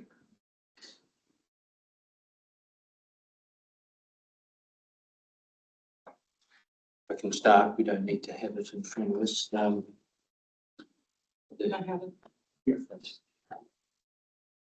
just before we do, Nikki, your hand is still up. Was there Just a really quick comment, thanks, John. Just on, it would be really interesting to, I think we have to have what the officers have taken away from our feedback. So just checking that will be coming from each different department, tomorrow or the day after or the day after, so that we can comment on that feedback or what they've taken. That somebody's capturing the feedback and we'll get a response. Yeah. Great, thank you. Thanks, Ed. Okay, here we go. Thank you. Property assets, we've got the words there quite broad and diverse, and we've got jetties and programs all around the district, a couple of airports and buildings that are utilised by the public on a daily basis. So it is quite a range of assets that we manage. We are guided by the asset management plans on how we maintain and look after all these facilities, which does reflect the use. Many of those buildings are community buildings. We have a shared responsibility with community services in terms of the levels of service. So we have a close working relationship with them, ensuring the renewals program and the compliance of the building is up to date for the use that it's prescribed. So it's quite as I said, it's quite diverse in its nature and does reflect in some of the work streams. We have 70 individual renewals projects, CapEx renewals projects, and under each of those 70, there's sometimes 4, 5, 6 trades. So it's quite a complex area to keep maintained and to look at future direction. So I'm happy to take it document as read at the moment, and Paul and I and Alison are happy to take any questions.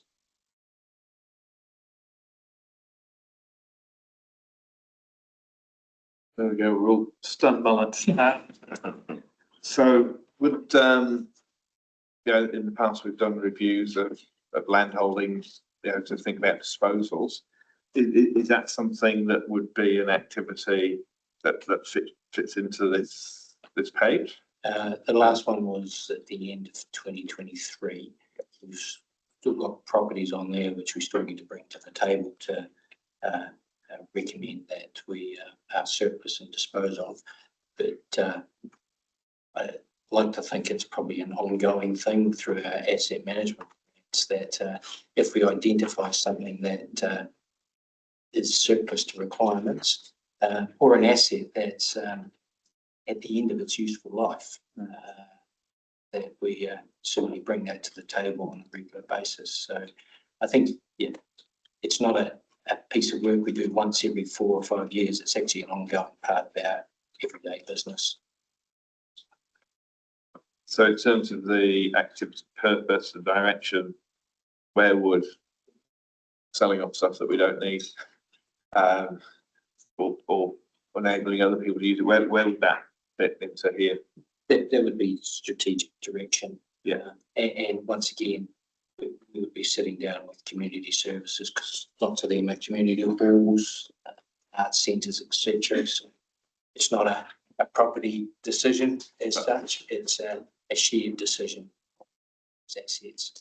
And some get overtaken by new assets and become not redundant, but pretty close to it. So that has to be factored in when you're looking at new assets. I suppose under that future fit component, Yeah. whether the acquisition and disposal strategy sort of fits into that space too.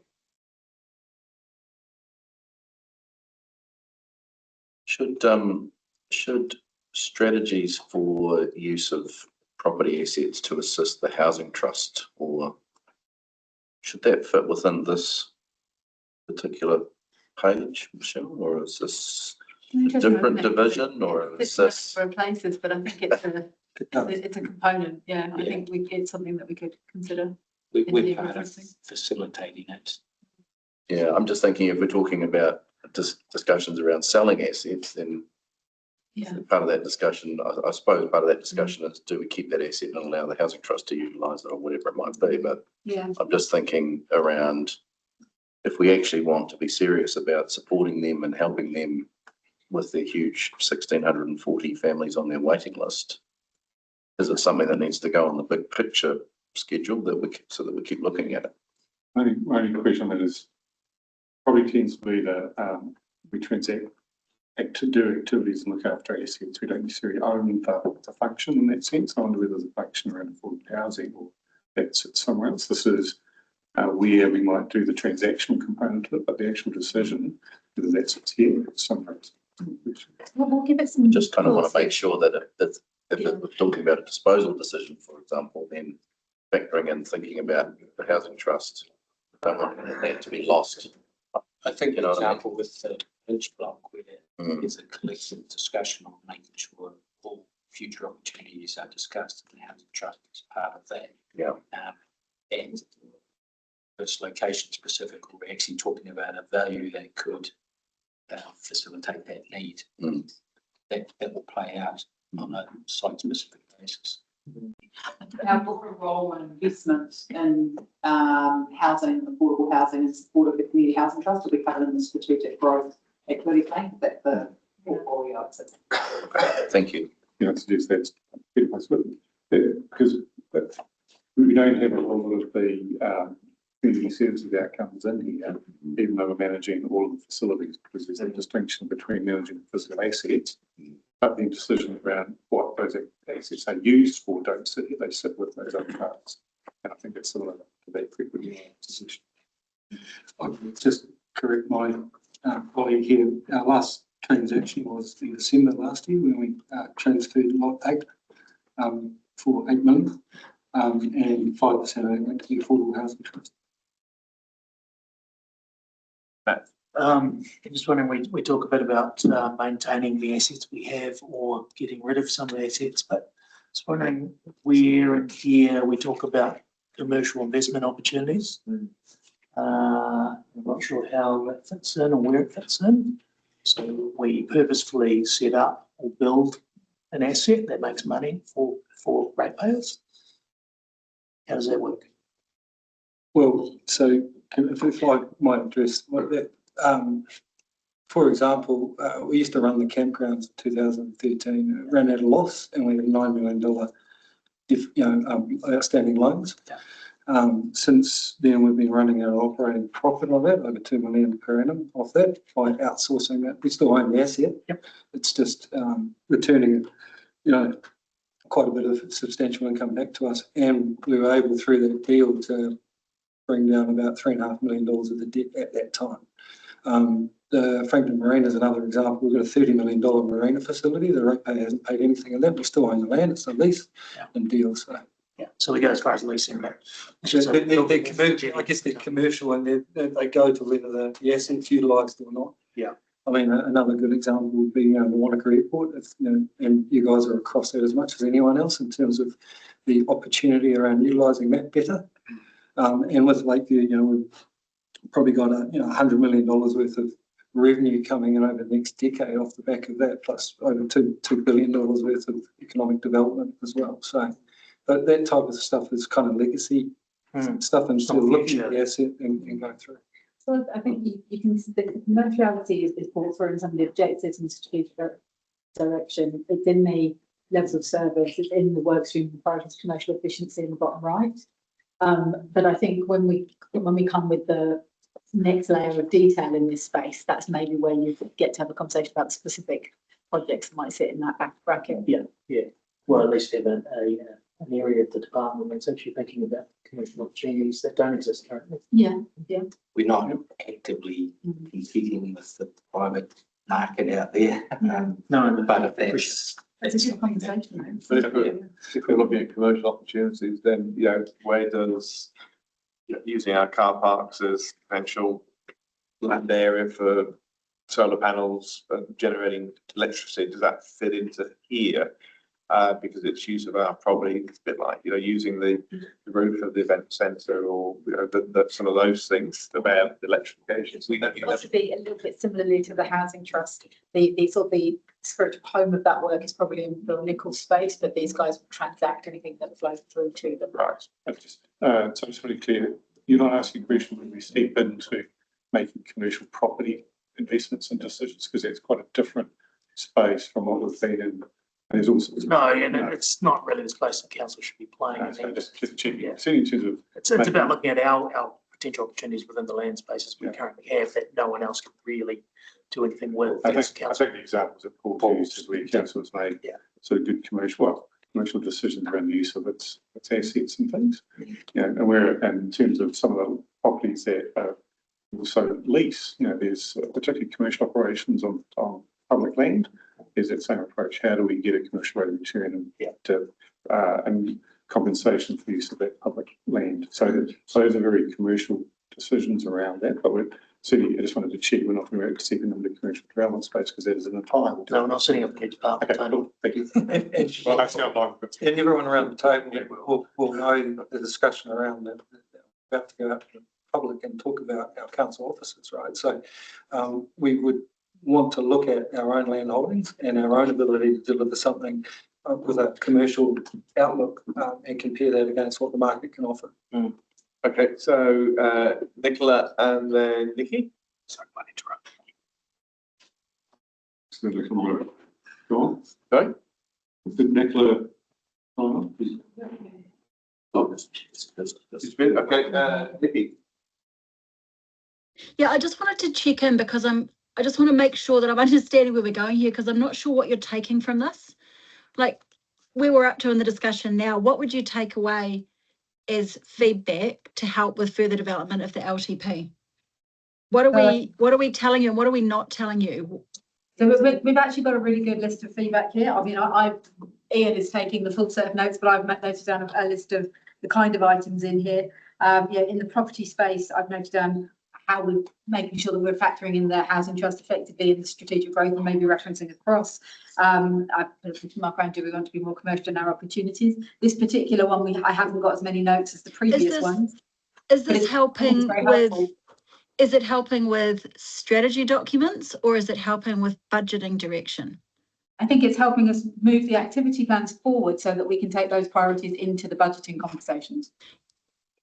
Right. I'm just not getting a sense that anything's changing. Like there's a lot of stuff in here to talk about, like CCTV and how much we want to spend on that. You know, the wharves, you know, they're getting to the...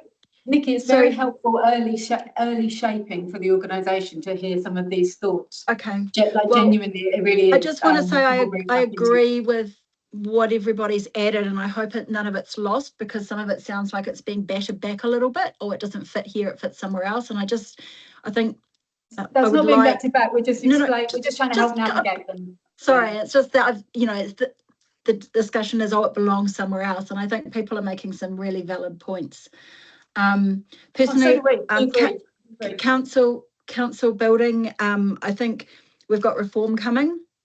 I think we need to be really careful with that we don't do anything. And again, I'm not really sure what direction you want, but I just think now is not the time. I'm concerned a little bit about the right-sized thing in terms of the service levels in the performance, where I'm sorry, I lost that. QLDC's property assets are safe, compliant and fit for purpose. I don't know what MBS is, or BWAF, building warrant fitness, I guess. But some of these targets, and if these are the important bits, I just don't think we're there. And I think some of this direction that people are giving could be in performance indicators in terms of, I don't know, I just feel like this is all just kind of not quite right. I don't know what commercial arrangements provide timely and financially sustainable access to QLDC controlled assets and spaces. I don't know what that means. So you're asking for feedback on stuff that's just, I don't. I'm just not. Yeah, and QLDC workspaces and assets are right-sized and meet internal service delivery needs. You've got something in there based on industry standards. Like, this is all stuff that can increase level of service costs. And I think we need to be, again, really, really careful about putting in targets that increase level of service without understanding what the value is for the community, who pays for it, because level of service is paid by existing ratepayers. And yeah, what value it delivers. Right-sized fleet. I don't know what that looks like, because I don't understand the usage. I'm just kind of draft a question about that, you know, in terms of what does an assigned car look like? Who has cars? Who uses them, and how much? And are we, you know, to me, some of this stuff should be not right-sizing, but maximising the efficient use of our fleet. I think, Vicky, you're on the money. The governance direction would be to right-size the fleet. The operational response would then be to look at usage, who uses what, for what, when, how long, etc., etc. So this is, you know, this is exactly very helpful things for us to have some clarity from. Well, no, I don't want to say right-size the fleet based on what. Right-size the fleet based on maximising the efficiency and the use of the assets, rather than having them sitting in a car park. I mean, sorry, Nick, I think really important. We're using management speak. Right size means exactly that. But we can be more explicit if that needs to be clarified. In the These levels of service, some of them are quite new, and we want to test them. So it's really useful to get feedback around what levels of service. I'll probably write some more stuff down, because I don't think these levels of service and performance indicators help us at all, and a couple of them are in draft. So good feedback. I'm sure people are happy to take those. Yeah. If you can share them with the whole group, that'd be helpful. Yeah. I'm also keen for things, you know, car park upgrades. Well, you know, do we want great car parks, or are we happy with, you know, a bit of gravel, so that, you know, we're not over investing in car parks, you know, maximise the revenue. Exactly what we needed to discuss, Nikki. That's perfect. Right. Yeah. So, I mean, I think we need a bit more direction on that, because just putting car park upgrades in the thing doesn't kind of direct us to discuss. What we need is what we normally get at council meetings, I think, which is, okay, car parks, would you like this, or this? You know, council or fleet size, do you want this, or this? We actually need in front of us to understand the options and understand the trade-offs, because we're going through these I think there's a lot in people's heads that just isn't being triggered by the document in front of us, because it's a great, useful piece of information, but I think we maybe needed something beyond that to sort of stimulate the discussion, so you actually get a direction on everything you need a direction on, because there's a lot here that you need direction on, and we're just not having we don't have the time to give it, and we're not being triggered to give it. So Nikki, the intention of this is the first time you see these activity plans. They're coming back to you at least once more, and you'll be having conversations that input into them along the way. And the intent of this session was to not be overly management with you, to actually provide space for a really open discourse. Look, we can be more specific, we can be more targeted in some of the questions that we bring back, if that's a style that people prefer, but we're trying to keep different levels of cadence and rhythm in the way that I'm just worried that we're going to miss important direction. We're going to end up with a whole lot of OPEX in there, because we haven't said, hey, maybe just pull this one back a bit, and extend the other. We just, it's a lot. Anyway, look, CCTV, I think that's an area that needs some limitations on it. It would be great to see some more information in here around, or that speaks to Lakeview and Manawa. There's just sort of, I've got nothing in here that looks like governance direction that will result in the right level of CapEx and OPEX spend for those activities, and I'm just not, the other thing, what is the FMM contract? Facilities maintenance contract. That's city here. Yeah, right. Okay, that's great. And just, it would be great to have some more information on what data informed decision making and leasing. I don't know. You're looking at, is there anything different in there? Is that business as usual? I just don't know what some of this stuff is or means. The detail, an example of the car park upgrades, and that's a CapEx, OPEX question, and it was mentioned about bitumen and chip seal before. You can improve it with higher CapEx, you have less OPEX, or you can do it cheaper, but you have more OPEX. So those are I think the thing is there are some bits of property that we want to maintain, enhance. There are other things that just don't need upgrading, and it would be better to maximise the revenue personally, and not invest in what might be a sunk asset, because we're moving activities around car parks specifically, right? We're making use of areas that are not being used yet. They're going to be used down the track. So, from a climate perspective and a funding perspective, why would we upgrade them? I don't know. There's so much more.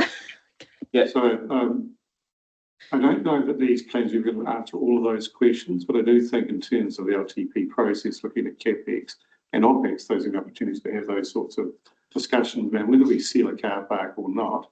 It's never going to be covered off in these sort of plans. They are valid questions which we need to work through, but I don't think that we can expect these plans to provide all of those answers, which are getting down into a detailed budgeting trade-off question. I think that is still to come. Yeah, I think my only response to that would be that if we've got a work stream which is enabling great services and says car park upgrade, that sort of does set us on a direction for considering those investments. So I think what Nikki was saying is actually, should that be our future direction? But I think we'll come back to that. I think just to pick up on the Lakeview question, because it doesn't feature on here. So should it?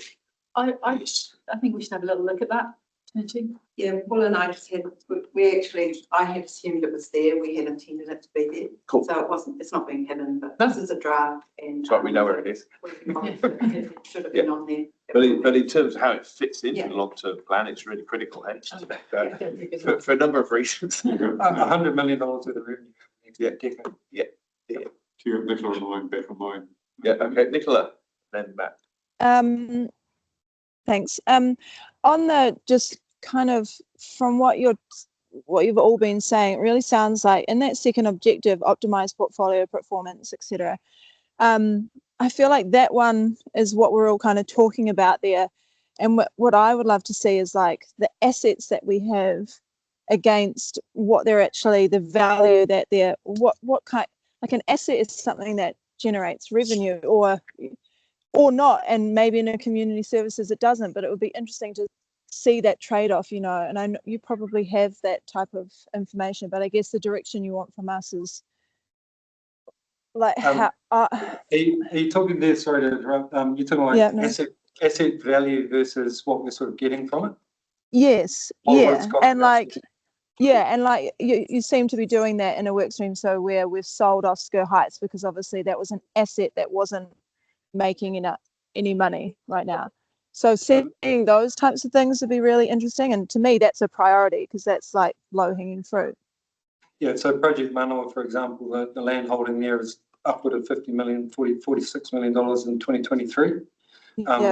There is some revenue assumptions based on the proposed deal back in 23 or 2019 that was in the last LTP. We discussed it at ELT yesterday, and I think it's coming back in September. But until the CAB public engagement happens and there's a decision around that, that's just been deferred at the moment because from Ngāi Tahu's perspective, if nothing happens, then nothing needs to happen. But see, that would be something interesting for us to go, well, maybe we need to push go on it because we're sitting on a wasted asset, you know, that type of, I don't know, yeah. And then the other thing I found a little bit confusing or difficult to understand here is because obviously this laps over with community and parks. There are assets that are here, like the QEC, that is also like just when it comes to CapEx and OpEx. So I don't know how to understand that. There is a shared responsibility. There's OpEx from a renewals point of view, maintaining the building, keeping it watertight, making sure it's got its warrant of fitness, etc. And then you have the OpEx side of operating the facility, which is community services. Yeah, and those assets. And so are they on different? Would they be one under here, one under there?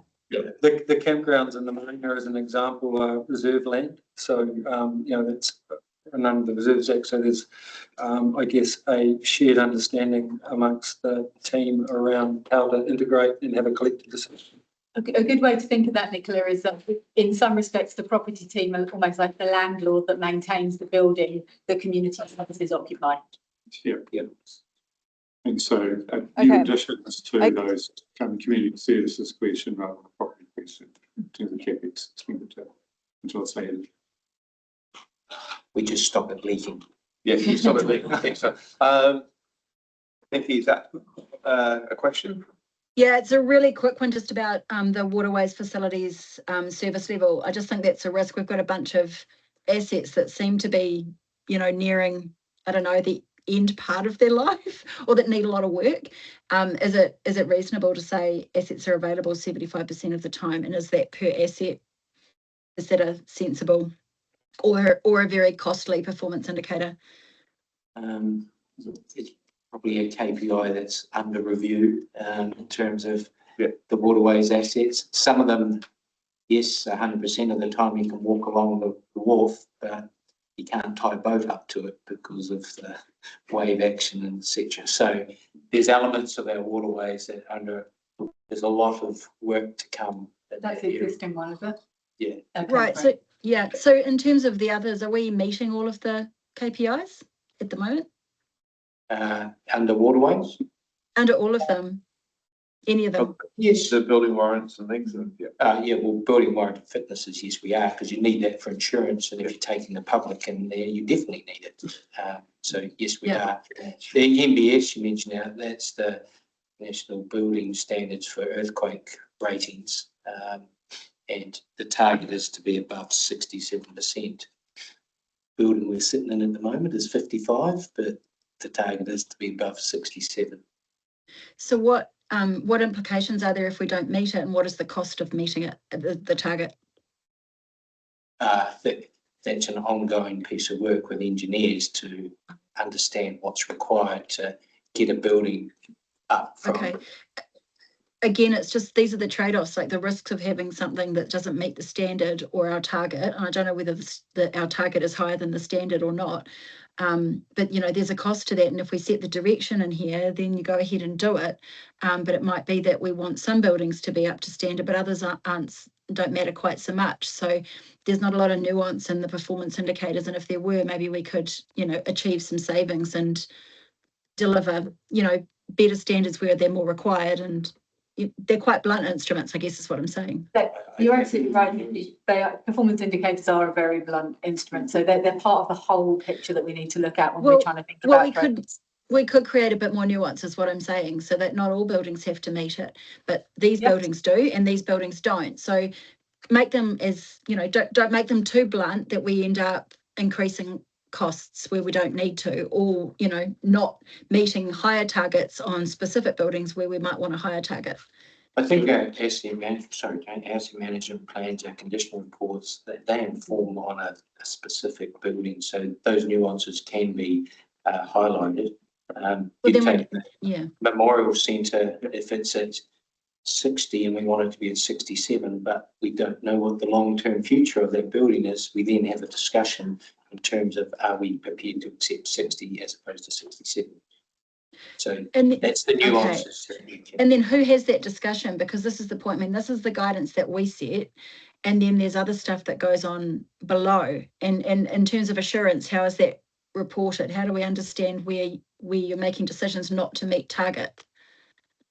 Where does that come back to us? Well, I think is that in the asset management plans? Yeah. That's not reported. The asset management plans, I don't think, are something that we sign off or have. Well, I think they have been to council because we have sessions on them. But I mean, if we want to get into more detail around that specific element, then that's possibly a different session. But I think you've raised some interesting points around how do we build nuance into this, how do we make sure our KPIs aren't committing us to costs that we don't want to make, and gives us avenues to be able to have a conversation through other channels. Is that really where you were trying to get to, Nikki? Yeah, no, that is what I'm trying to get to. It sort of aligns with risk appetite conversations as well that we haven't properly had before. Yep, thanks. I was only comment, the KPIs are a target. We don't meet target in every situation. We know that this building, for example, doesn't meet the code 67%. I don't think there's been any decision to suddenly increase the building, doing things to this building to increase that. There are conscious decisions along the way. Just because there's a target doesn't mean automatically that there is something done. There'll be some of those choices that need to come back to council, and council might decide not to meet those standards. It's a target. It's not an absolute. So that's only point I make. It's a risk assessment. Yeah. It doesn't step around with applications. No. But when there's not a choice, when there's a choice not to do something, when we've never had it come back to the council to say, oh, we're going to reduce the target on the Gorge Road building. So then if it's not met and something goes wrong, is there liability on anyone individually? Or, you know, there's a whole lot of stuff in here. We need to be a lot better around our reporting and what we sign off on. Nikki, what I can assure you is that KPIs alone are not defining decisions. No. Yeah, there is a whole obligations framework and the process we go through. So yeah, these are things we'd like to achieve, but these are not the things that drive the decision. There are other processes. I guess there are gaps. Okay. Well, I mean, I think that's been heard. And you know, so it's how we link some of these targets back. You know, are they? You know, you could see, well, this is a target that might be seen to drive an investment decision if, you know, because it's on there. So if we're not, then we need to have a justification as to why we're not. And I guess, you know, we're never going to meet all of the KPIs because we won't have the money. So we're going to have to make some trade-offs anyway in all of this, as to where we put investment. Paul, you were going to say something? Yeah, I think you covered it there, John. It's the critical path. So using the Memorial Hall as an example, this building as an example, if stage 2 of the arterial, which is another matter that will be discussed and go before you, if that doesn't go ahead, then the whole discussion around that is a different topic. So it's really a bigger integration piece. Yeah. Okay. I'm just going to do a comfort check. We've been going for a couple of hours. We've still got quite a bit of defining stuff to get through. Do we want to just push straight on, or do we want a 5-minute break? I did have a question about this. Okay. Oh, sorry. I'm sorry. You can hold just cross your legs. Sorry, Matt. the big contentious issue with, especially with property is renewal of leases. Is there any feedback you need from us today? And I assume it's built into this commercial arrangements, provide timely and financial sustainable access, is that what? Are you talking about offices in particular? Office buildings in particular? No, I'm talking about QLDC land and lease arrangements and renewal of those in a timely manner. Is that what that's referring to? It's making sure that we are getting the best return possible from that asset. Right, so it's setting the level of the rent, but it's not actually talking about the timely manner in which those reviews are done. No, that should be a given anyway. Well, yeah, it should be. As we know, it hasn't been. Yeah, embedded it, yeah. But it's making sure that there's an asset there that can return to the ratepayer. We want to make sure we maximise that at any given point in time through the breadth of that lease. Yeah. How do we justify, this is a rabbit hole discussion, which we can come back to, how do we justify maximising the return to the ratepayer on a particular asset when we're not doing that with like all our car parks? Because we're not charging for them after 6 o'clock. It's a different equation. But it's one that is contextually really important. And in terms of the car park, there's an option for you to change that in terms of fees and charges. I think what we're talking about is the use of the reserve land by commercial activities, and there's a policy council set in place to deal with that. In terms of how we make use of our own car parks and assets, then council does have the ability to change that framework. Yeah, so it's the policy direction for the tables and chairs and all the board and all those things that we questioned over the last few months. Is the policy direction maximum return? Is that what our policies agree? I don't know if it's not. It's sort of maximum return. That's what we just heard. Yeah. Maximum return for the ratepayer. Optimised value. Yeah. Optimised value. I mean, because we need to really get about the language. Each policy process gets tempered by political appetite in that particular space at a time.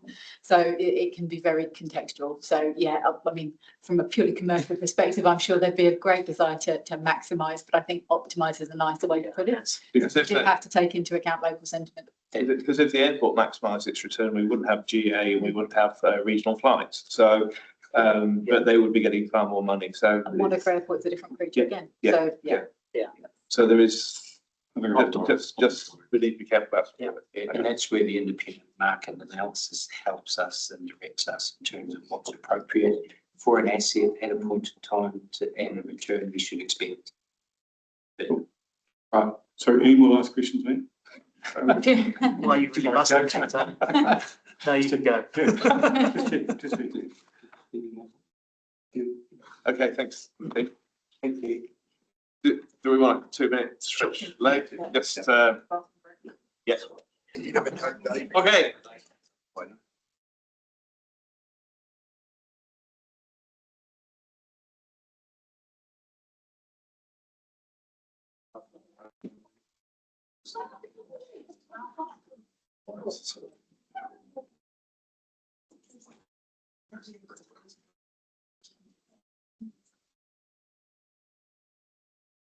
Which should we start? Parks Reserve.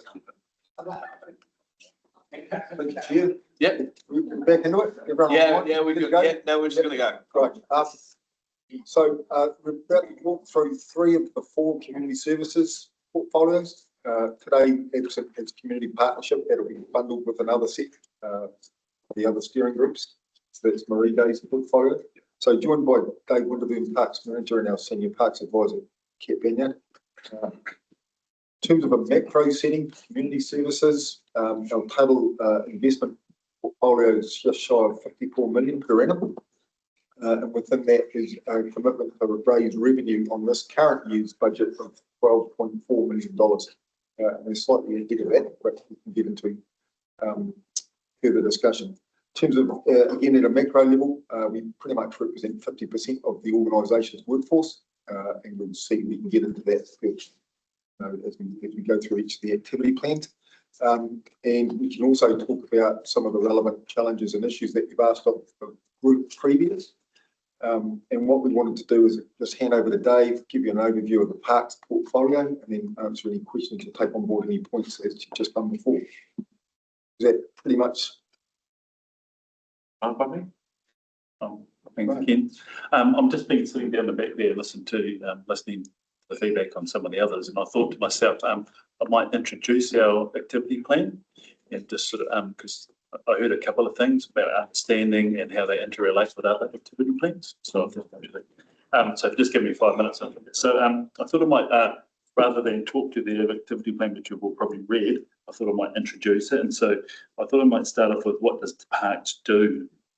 Okay, so obviously parks maintain our open spaces, and so open spaces means all the parks, reserves, green spaces. There's a couple of different terms for it, but we do a little bit more, obviously. So green spaces include cemeteries, but also the parks team ensure that we've got adequate green spaces in terms of future growth.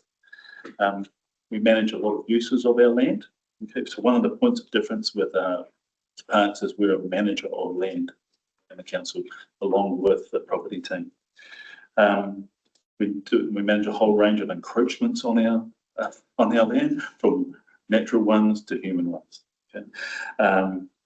And we also maintain the trail network, which actually doesn't sit on reserves, often sits on private. Okay, and one that's pretty topical today, we maintain the council-owned trees. Now we also maintain high-profile gardens in Queenstown, Wanaka, and Arrowtown. So one of the key things that we do is make sure that there's adequate green space in our communities. And if you look at the top of the thing, what we deliver, you'll see what I've described in there. So Kawaii so that means who are we? So we're obviously the parks team. We're a team of 45. If you go down to bottom middle right, you'll see down there we're a team of 45. And so one thing I would say in terms of maintaining our parks, we are a mixed model, now meaning that we deliver things internally and externally. Internally, we deliver, we manage the custodians who manage all the streets in the morning, cleaning that. We've got gardeners that manage those high profile tips. Externally, we've got 2 contracts, Green by Nature and Esplin, which manage the range of our, so we'll mix them up. It's not 50-50, it's more like 85-15. So it's just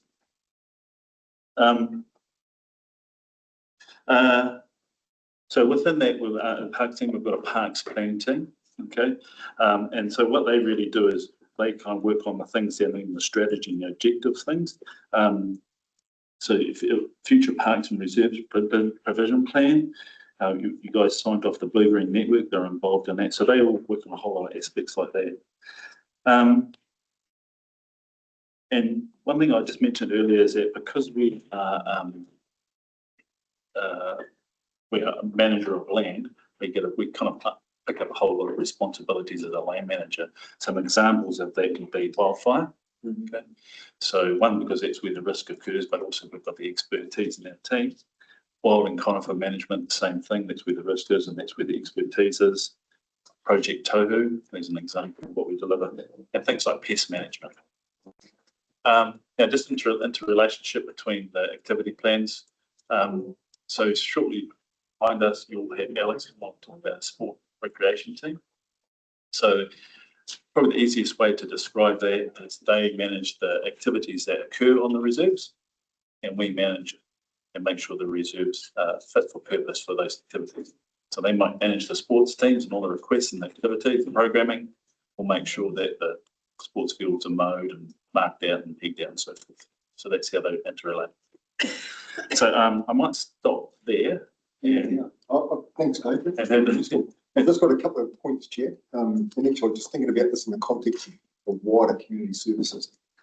Picking up on Dave's theme, we are the shop front for the organisation alongside our customer service team. At a macro level, some of the challenges and issues that you've been asking of the previous activities, clearly growth, community confidence. We continue to be front and centre often in some of the surveys, quality for life, some of the demands. Quite a strong challenge, obviously, at the moment around fiscal and economic settings and that continuity of service. That's a pretty common theme across no matter what we do in this space at the moment. And also our ability to partner and genuinely partner and look at how we take forward some of the challenges in a meaningful way. I think Dave's already reflected on wildfire, but Natural Hazards Management Inc.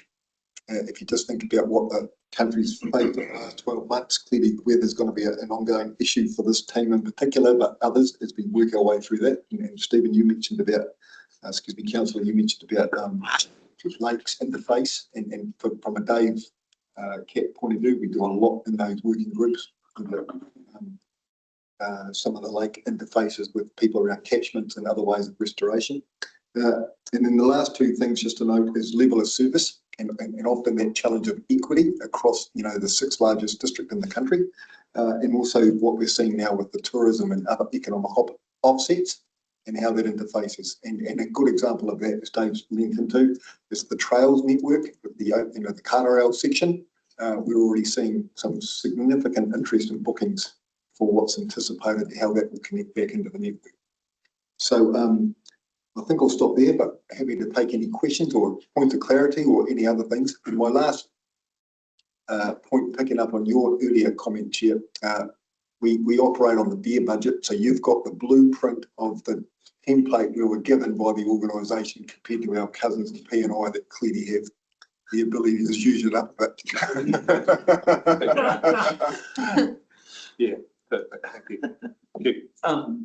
I've got to think that one way or another, you're trying to figure out how you're going to work the ORC or whatever's going to be the successor. I saw per predator free, they do predator free. How are you conversations going forward? You're going to have maybe in a very different world in 3 years. And that could affect our budget and what have you. So what's the question? ORC, their jurisdiction versus your jurisdiction. Yeah. Right. And the thing that popped into my mind was predator-free biosecurity. Oh, so just for clarity, Councillor, you're asking if the proposed government reform and a regional council is no longer operating that remit. Where does that interface with the parks team? To be honest, I haven't given that a lot of thought because I don't know how that will play out. So I can't reflect it in him. So I don't really know. Yeah, so that's probably the real answer on that one. I have no certainty about how that will play out, how it will. If we need to respond to that, we will. Just can I add to that as well? Just in terms of the work we do as well, we're talking about pest management on council land as well, rather than the responsibility for all pest management, which I guess, as you're saying, is the ORC at the moment. Okay. I guess if it comes to us, we have to. So nobody knows anyway. So yeah, so that's right. We have a responsibility as a landowner to maintain our land and keep them to the right levels. ORCs is to drive the pest management. It'd be interesting if that passes to council or whichever way that goes. Yeah. Okay. Quentin. Yeah, thanks. Just a couple of brief comments around the framing. I don't quite understand why you've singled out a number of large reserves, but I suppose I just don't think, and you've also got that chart in the middle around the size of the reserves. I'm just not sure how that's relevant to the level of service or the activity, because the size, some of the large ones are not well utilised and vice versa. Some of the small ones are incredibly important. So I'm just got some difficulty that we've singled out those, but not really explained why, and haven't really explained the. So you'd like to see utilisation overlaid with some of that. I think it's just a bit interesting. No. It's not of interest. We can. Just before we. Anyway, I just think that needs a little bit more thought, because I don't think utilisation. Yeah, as the amount of use isn't relative to the size at all, and equally it doesn't. It seems to elevate those as being more important, and they're not necessarily. So I think it's a demonstration more of the scale of the workload that's underway. Yeah, I get that, but I mean, if you look at the transport one, for instance, the number of playing fields, the amount of playgrounds we've got, the number of kilometres of path and track we've got, the mountain bike parks, the activities are the bit that is important, not the size of the land. So I just think there needs to be a different focus on that. And equally, I just have some problem referring to Coronet Forest as the Project Tohu site. It's just not. That's a project. It's not a piece of land. So I think you need to give some thought about what you call Coronet Forest moving forward, because it's not Project Tohu. That is the pre-planting project, and I think it would be So anyway, just some framing things. I just think you need to be a bit careful around how that's put together. But it's not correct in any sense to call Coronet Forest Project Tohu site. So, as a excuse me, landholder. just through the chair, Quentin, we're just having a slight audio issue picking up at this end of the table. So your query is, should we have other sites identified in that table? So, for example, Snow Farm, I think it's our largest reserve at 298 hectares. Or is your query about that we should actually list like some of our precincts, for example, QEC's 14.2 hectares, we domain 17.4 hectares? I think you need to focus on the opportunities that they create, not the size of them, is my point. How they're used. Yeah, how they're used and what they, because that's the bit that we manage. It's not, our intensity of our management is not determined by its size, it's determined by its intensity of use and the nature of the issues. So I think you need to frame the whole thing around the use and the issues, not around the land holdings. I think the size of the land holding does remain relevant because it sits on our balance sheet. That is, it relates to there is a correlation with the amount of work that has to occur there and the amount of risk it poses to us, particularly with regards to things like wildfire. So I think it's not irrelevant, but I do really like what you're saying about the utilisation story. I mean, the fact that chart, Queenstown Gardens is clearly one of our premier spaces, but it's the smallest piece on that chart. Yes, it's only 12.5 hectares here. I think it's a good point. Yeah, so I mean, it just doesn't. It's not. Yeah, okay, equally the fact that anyway, I just think you need to and the fact that it seems to give priority to those larger sites. That's how it reads. I'm not saying it does, but it seems to signal that they're more important than the other ones, but that's not the case. It's the nature of their use. Fair comment. Councillor, we take on board your point. I like your point too about the trail network. I think when we open Carterell, I think that it's almost going to give us 200 kilometres just this side of the hill. So we don't want to underrepresent that in this piece. So your points are well made. Excuse us, we're just slightly having an audio issue hearing you at the back here with Dave. Okay. So if there's anything we're not picking up, we're happy to relay that back through this document. Thank you. So it's just a bit difficult to hear back here, Quentin, and is that any better now? So it's difficult to understand what you're asking. Yeah. Okay. From what I've heard, because I've got the speaker above me. Right. I guess some of those facts and figures, we've got X number of playgrounds, we've got X sort of, so a bit more numerical rather than just size. That's you. Yes. So I'm sure we've got that. So we have got that, but we'll make sure it's reflected. Yeah. Thanks. Question. I'll send a note through just outlining some of those things. But we've been informed, Quentin. We've got it. We just need to reflect it back. So good points. Thank you.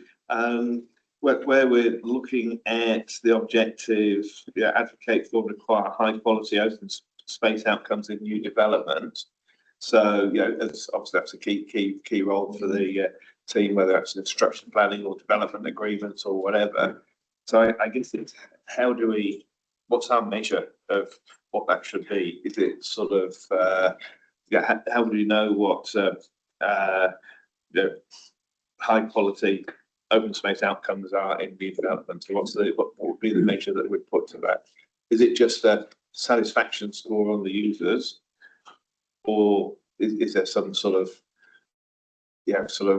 land area per person that's likely to be using them in the catchment of that particular reserve? So, Chair, it used to be exactly that, but it's not now, just because of some of the affordability. So if you had one of our parks planners here, they would passionately talk to you about that exact equation and making sure that it is actually, and it's one of the challenges, that it's actually quality, accessible reserve or recreation space, not designated during the winter as a stormwater overflow path. So It's not quantified in this space, and we can do some water, but it's certainly not that per square metre for every house to put in, you get back those. That is a planning tool, but it's not how we currently deal with the challenge of securing some of that. We've obviously got the DC piece, the parks planning team, feature alongside the development, whether it's in Dave Wallace's space through planning or Catherine's place with the allocation of DCs. But that is certainly a challenge for us. There's almost multi-generational discussions about what good urban design looks like. Yes. And we'll be doing that in South Monica. Yeah. So, yeah, to have those benchmarks that, so we can say, actually, this is good. This is what we're aiming for. And then it'll be a negotiation downwards from that. We know So that. we can probably capture that because open space is a strategy that deals with how what we're looking to provide and the standards and so forth. So we can probably pull a little bit of that out and distill it down for something in here if we can. Yeah. I think it'd be helpful. That's good. To, it's a key challenge. It is, but I mean, it's not what we should sort of. There's probably, sorry, there's two parts to your conversation. There's the vision and then there's the established. And so we'll probably have to, there's two parts that we have to bring into the. Yeah. And the Blueberry network to a certain extent speaks to that in terms of where the opportunities are. Thank you, Chair. Is there anything else? Not for me, but Nick has got a question. Hey guys. I'll run through it real quick. Can you hear me or is it? Yeah. Yes. Perfect. Oh, thank you. Thank you. Yes, Too loud? thank you. Okay, cool. So the objectives, I think they're good. I just, the objectives are good. When it comes to levels of service, I just think they could possibly better reflect the objectives. So a lot of objectives, and then maybe look at a couple of, levels of service or key performance indicators to drive that. But I can probably give more feedback later. On the ones that are there, the well-maintained green space, I'm just worried that, and there's a comment in what we have planned about maintaining current levels of service and existing reserves, that clashes somewhat with the use of agrochemicals piece, which I'm very fond of. And since starting 6.5 years ago, I've been really keen to get this through, and we've sort of made no progress. So I'd be really keen to ensure that we fund that bit of work and to put, to make sure none of the KPIs or levels of service clash with it. So, well maintained versus not using agrochemicals or low-mo, there's a clash there. So just perhaps some rewording to make sure that there's not a clash. Maybe even a new level of service to ensure that it does get done is what I'd be pushing for.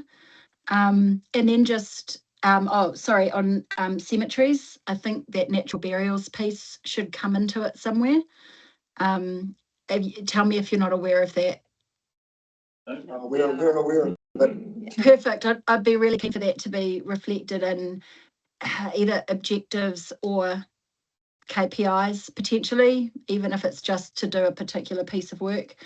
And love the Blue-Green Network, the climate and biodiversity plan, it's all great. Just in wildfire risk, obviously really important, but we just need some numbers there and some details around this is what I'm hoping for, that there's sort of a bit more direction around which aspects of the Blue-Green Network are going to be implemented and how much that's going to cost. Same with wildfire, what specific actions are going to be delivered and how much are they going to cost, because we haven't sort of had that visibility in the past. That's all from me. So I'll have first crack. So wildfire is a distinctive piece. Dave and the team have been working through that revised update for informing the actual capital and the LTP. So we'll make sure that you've got visibility as a group across that. There's a few pieces in there, the Blue-Green Network, and maybe Dave or Kat can answer to that, but we have obviously worked through the adoption, I think, of the growth by Aura this week. Geez, it seems like a month this week.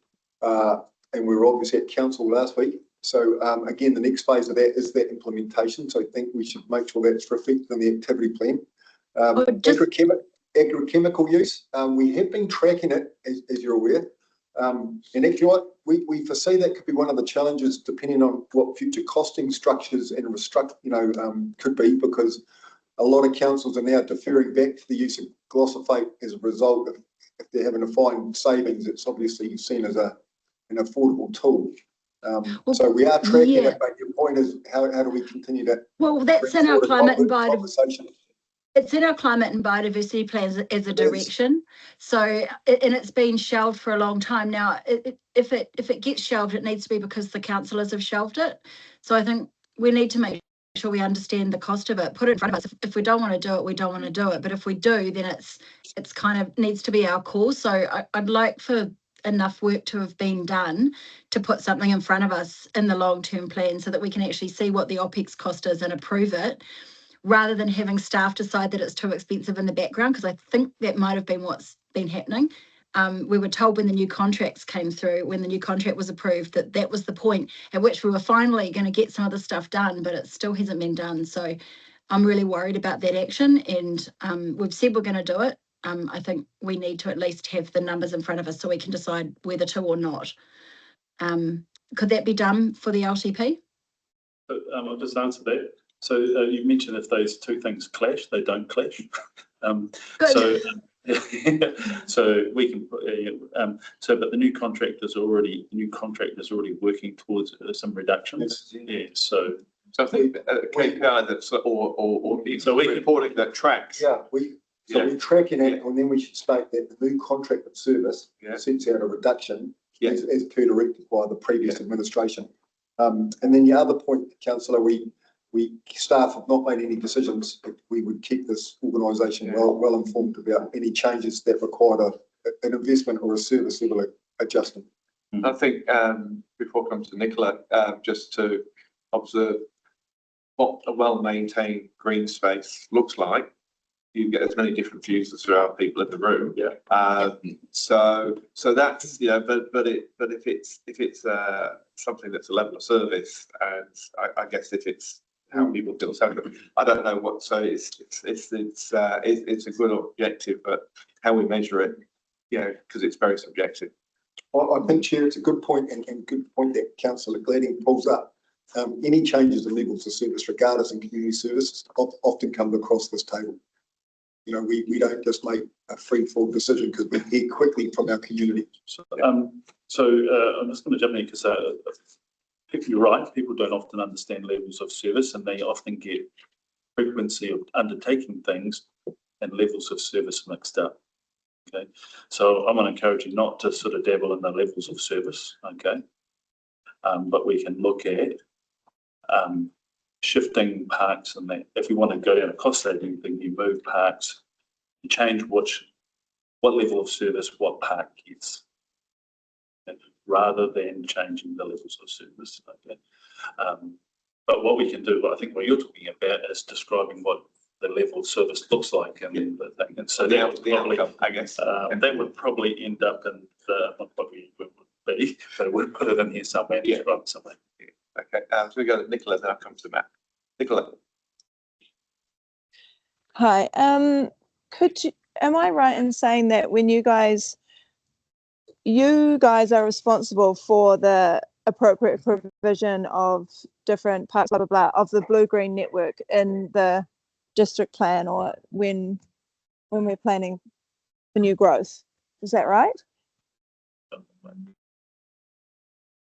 We'll ensure that we'll ensure that they're provided for, and whoever might be a developer that delivers them, if it's yeah. But okay, I mean, personally, I would like to see when you say what we deliver, that top bit, I would like to see that up there, the blue-green network, because I think that's, I mean, personally, I don't know how others, but the blue-green network is, like, to me, a priority, making sure that we keep those green spaces and our growing, because like growth is our biggest challenge, and I feel like you guys do a good job, but that's a priority in my mind of future.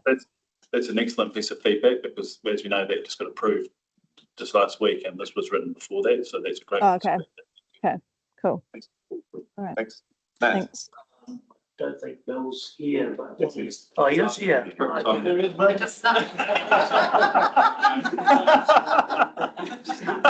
No such thing as free money.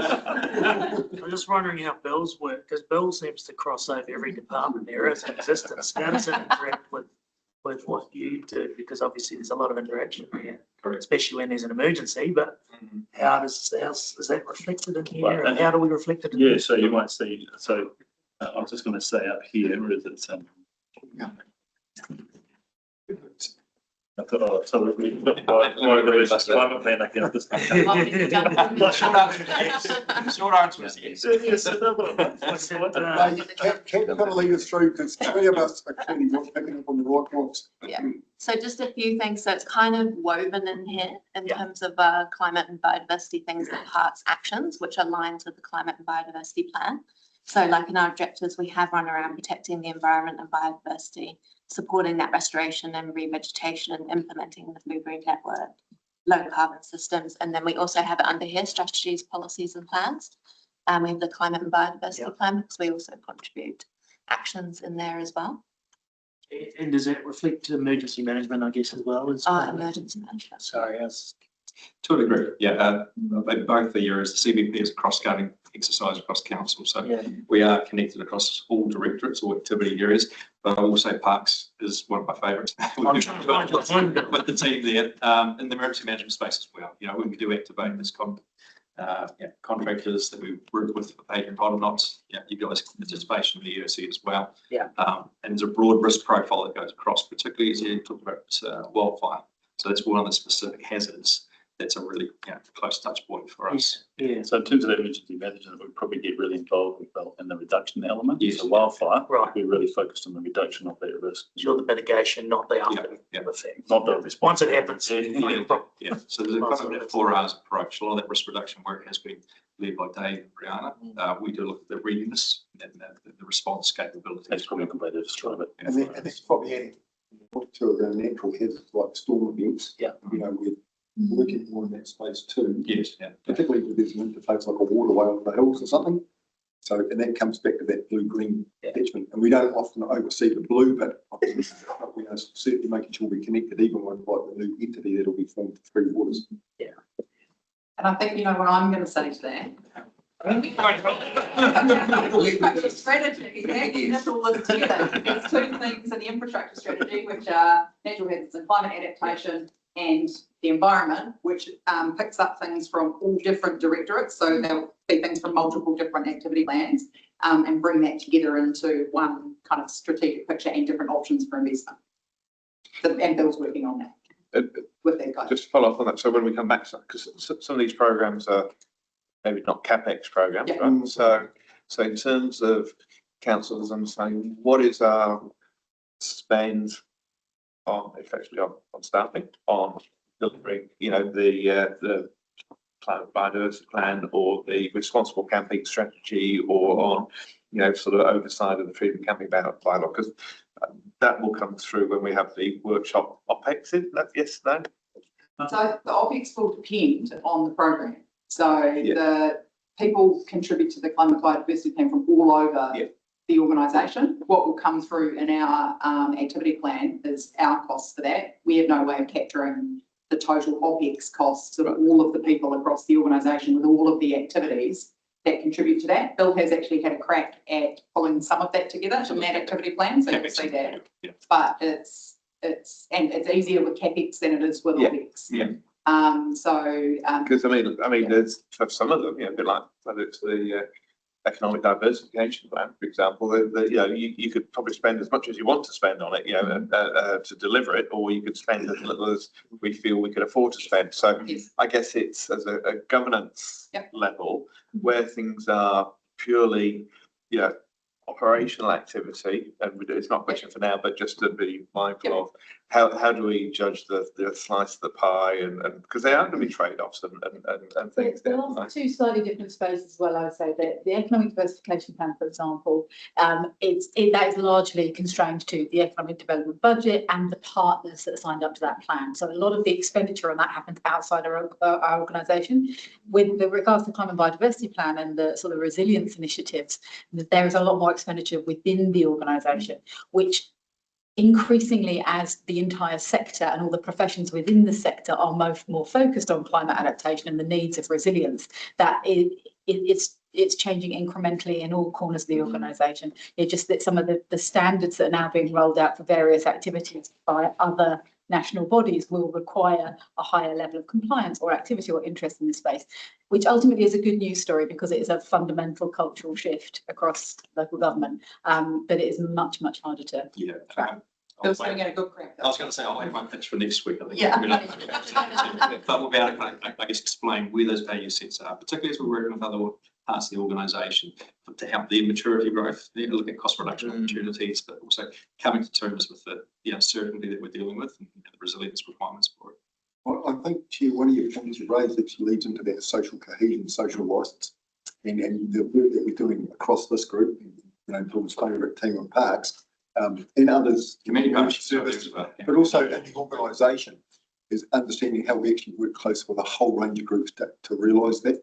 Because you're right, the affordability is always going to be a challenge, but more and more groups are prepared to partner and connect, and we're seeing that with a number of projects and initiatives throughout this, which is captured in the biodiversity piece of that climate change document, for example. I've just kind of talked about costs before, and it kind of brought me out to a bit of a wider discussion, but I'm just wondering, this might be useful for the newer councillors. You might not be aware of this, but this happened on the sort of last month of the last training. Our parts contracts were coming to an end after 8 years, and we went out to tender and renewed them on the last, just before the training. Yeah. So one of the key things that we anticipated that we would get, because they were so long, we thought there would be we were forecasting quite a big increase in costs. Because a little bit of detail, we did have 3 contracts, went down to 2 because we combined. But that combination brought us quite a lot of savings, and we were able to deliver the contracts for the budget that we've got planned in the LTP. So we didn't have that huge increase that we were anticipating. So I just sort of add that as a little bit of history context. Stuff for you. Adam? Gold star for you. We expect that from every department now. In this, the 65% in the KPI target for that second one, is where does 65% come from? Is that industry standard? Is that aspirational? Is that a council provides community facilities that are clean, safe and enjoyable places to live, and the KPI is 65%. I'm just curious as to why 65%? Why not? Yes. These are the current ones, I think. So yeah, so I actually don't know the answer to that question. But what I would say, Like, are we delivering that already? Are we?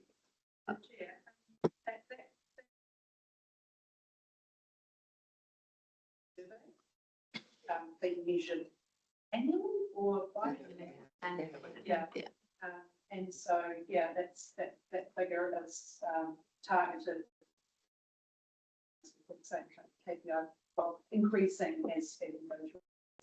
So I think last year 78%. Put down 78. So So what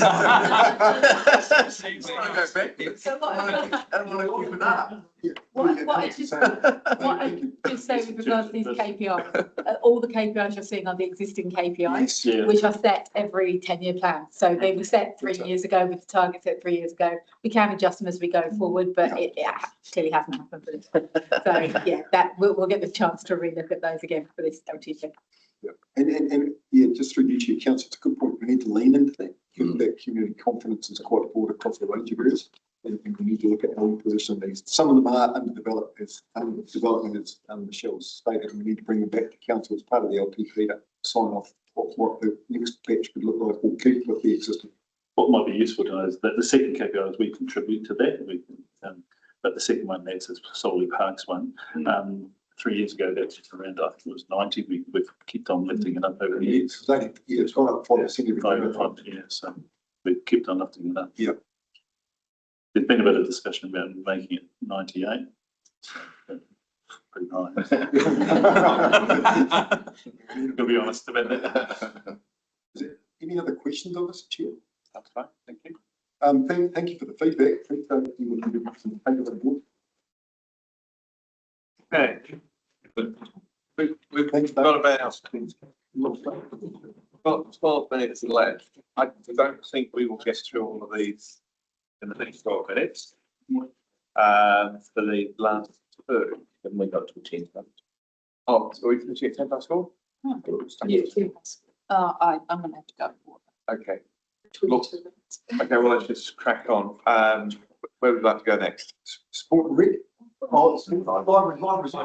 Sorry. Yeah.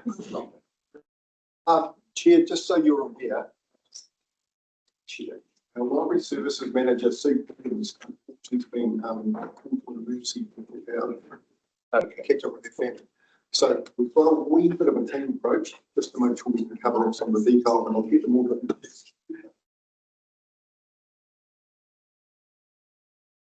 That was.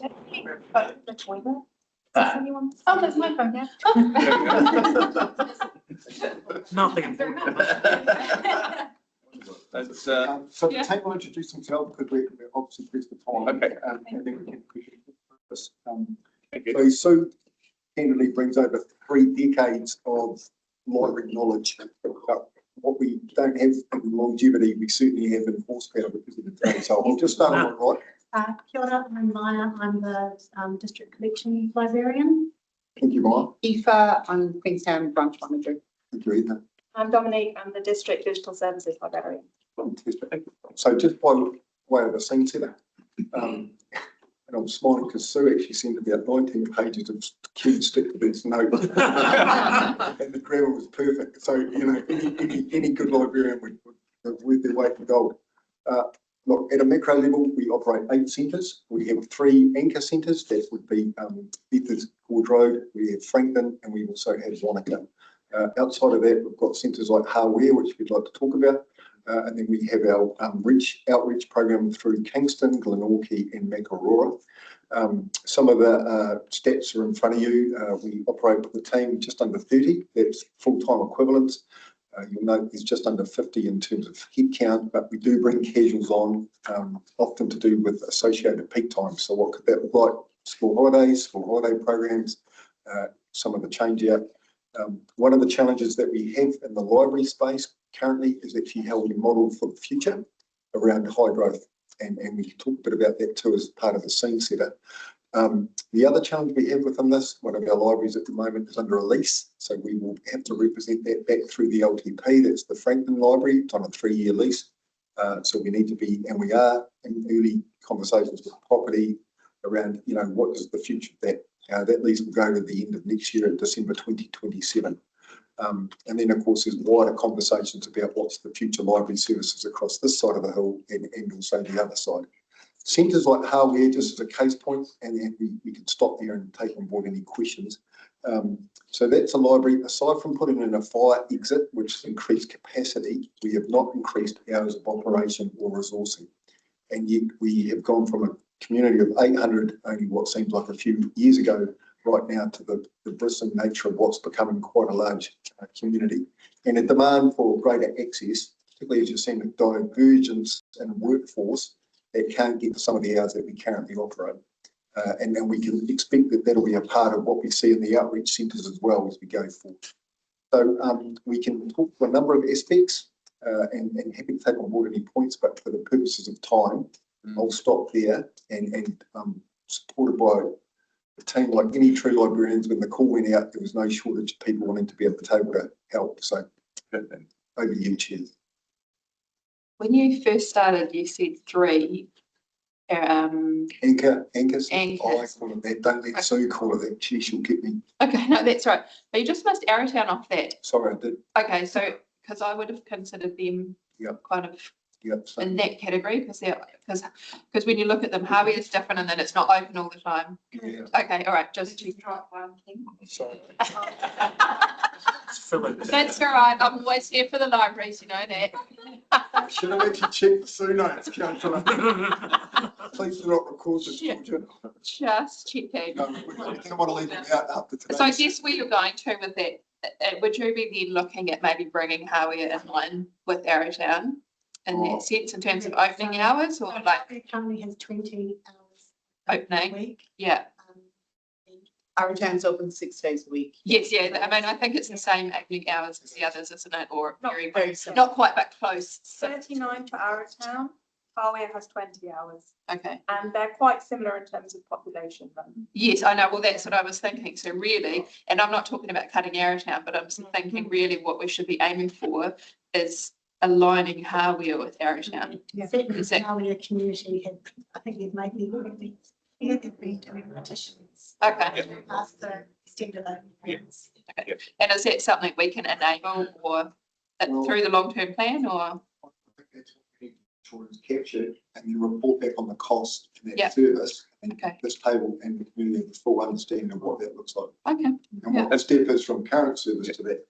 And my question around that is, if, because I totally understand the aspiration of Harware, in terms of extended library hours, as you could argue, it's a wasted asset, you know, it's not fair, yeah, as much as it could be. Do we say that going, let's say, 3 days to 4 days a week is an increased level of service, or is it actually just providing a level of service that's matched proportionately the growing population of users? So that's. I would say that it's actually living up to what we say we do already, because in our level of service, we say that we support equitable, inclusive access, and unless we give equitable access, then we're not meeting that what we say we're doing. Yes. Yeah. So going from 3 to 4 days or whatever it would be wouldn't necessarily be a level of service increase. You know, if we were, it would be. it would be. Okay. And if you changed opening and closing hours, for example, it also would be, but in precedent, that's what we have. Okay, that's how we've classed it. But your point is well made, because we actually set out, and one of the aspects, we've actually completed our full strategy. I should have mentioned that, these three should have kept me under the table. So we have actually undertaken a strategy that was implemented and it's complete, and we're actually about to go out and upgrade and do the following one. And our current, it talks about that accessibility and that we're aligned to the growth points in the community. But yeah, okay, there's a couple of questions online, but I'll just chip in one more before I pass over to Quentin. How do we measure the demand for library services, I guess, because it's a chicken and egg thing, isn't it? You know, sort of you can be open more, get more people, but if you're not open more, you won't get more people. So, and I see that one of the things we've got planned is about, you know, increasing the marketing of libraries to communities. So,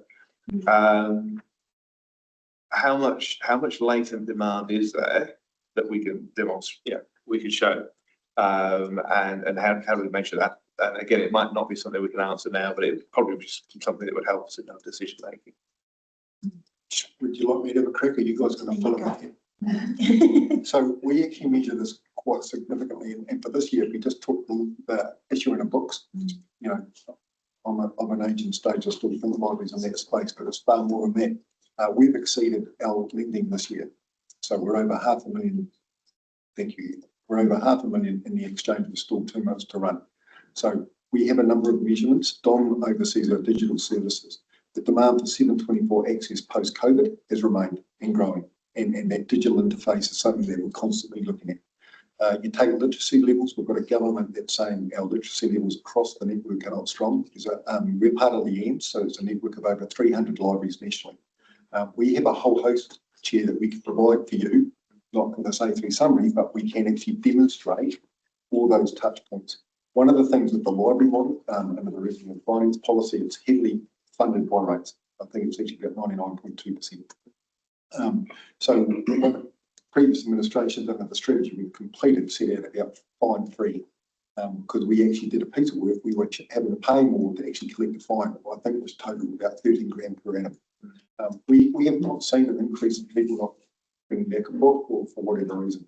There's a whole host of measurements I guess we can actually provide for this audience and you understand what is the direct impacts. One of the things Sue talks about is that social investment and what we get as a return and how we measure that. And we have got quite a bit of data we can provide to this audience for that.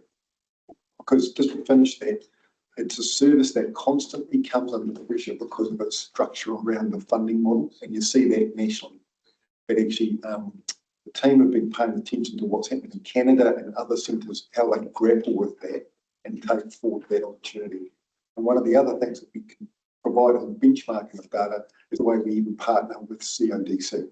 You know, we have an interloan exchange program. So there is a lot that's done that this opportunity today, we need to make sure you are well informed about all the many touch points, even the literacy levels around the 1,000 book initiative and some of the measures. And we can give you data there, but we don't have the time. But I've seriously got 19 changes of since wanting to make sure the story's told. And I think the accessibility in terms of the affordability of living, you'll probably see an increase in there. And noting that you've got 150 years of the Queenstown Library. We want to kiss with you after. Yeah, coming up pretty soon. So that's cool. Quentin. Yeah, I just wanted to reinforce that point that you touched on, that the level of service is the number of libraries that we provide per resident, rate-paying resident, and in individual catchments, including the hours of operation. So I just think we just need to apply some objectivity to level of service. I don't accept that standing still is sometimes going backwards, because and that we're reducing the level of service because we're providing less libraries and less hours of operation per resident as we grow. And yeah, I just want some recognition of that, because we've got the discussion going around hardware, and I just think we need to be really objective there, because it's not a matter of taking away or it's about applying some maths to what the level of service is required, and saying, well, how do we achieve a more equitable level of service across the district? Chair, your points, councillor, and I must do Sue justice here. So she's actually recorded from my notes that the benchmarks we should be aiming for, which are considered industry standards, and some of the team here are actually part of our national industry standards. They're very humble. Benchmarking against loans, visits, program attendance, cost per visits, and accessibility, and including our digital engagement. So we've got access to this. Existing frameworks also aligned to Leanne's, PLNZ, ALIA, etc. There is basically a small army of librarians behind us. Access into Te Ao Māori. International best practice includes the Canada model, but also in the Nordic countries, what they're doing around measurement. And there's also an ability for us to reflect a full scope of services. Points to note include things of making sure we have identified inequity, which includes access by library standards. So you pointed about hardware, which Maya's replied to, Glenorchy, Kingston, Makaroa. So there are actually benchmarks that we can actually report back to on that. Just to finish, some of the issues that the team have identified in response to that is, staff capacity and constraints. One of the things you should know is we do not shut the door. So we've had spate of sickness. So if you take, post-COVID flus, that's where we call upon the casuals. So that comes back to Megan's point. We would inform you if we had a level of service change that we could not actually resource a library to be open, because we know the community will be calling you, Chair, just to talk about that. Access of open, understanding our service groups. So the team are doing more with the centres as community centres outside of fixed hours of operating the library. So neurodiverse, we're starting to see more of our community requiring a level of service around coming into quiet spaces that provide for that in some of our teenage services, for example. Dementia services, some of the elderly, we are starting to see greater demand for how we interact in that space. We could go on a bit, but I just want to give you a sense through the work the team done, we can actually report back to a whole range of metrics that outline your question and what Councillor Smith's also asked of us. Well, thank you. Nikki's got a question. I'll come to you. Nikki. Yeah, thanks. Love what the library's doing. I always find myself being somebody who's questioning all the detail of it, and I know that doesn't sound great, and I'm sorry, but I guess my experience of the library, and I go in there reasonably regularly because I walk through a lot. It never seems that busy to me. Now I might be going at the wrong times, but it just doesn't feel maxed out ever. There's never queues to take books out. So I'd be really keen to understand a little bit more about where the pinch points are exactly. Like, do we ever run out of books? Are there books that we're not, is there a problem with that? Is there, do we get sort of to maximising the space where we have to move people out because fire regulations or close to it? Are we overbooked for rooms? Because it would be good to understand which services are being maxed out and which ones aren't. And I'm kind of coming back to this whole idea that we need to think about our infrastructure and make the very best use of it. So if the most important things in the library are, the kids and the books, then do we need as much space for computers and people to sit down and work? Maybe we need the computers that we provide because some people don't have computers, but maybe we don't need so much space for people to just sit on their computers, when they're on holiday and it's raining. And can we look at library services? And sorry, this is probably all something for the strategy, but I just wanted to raise it.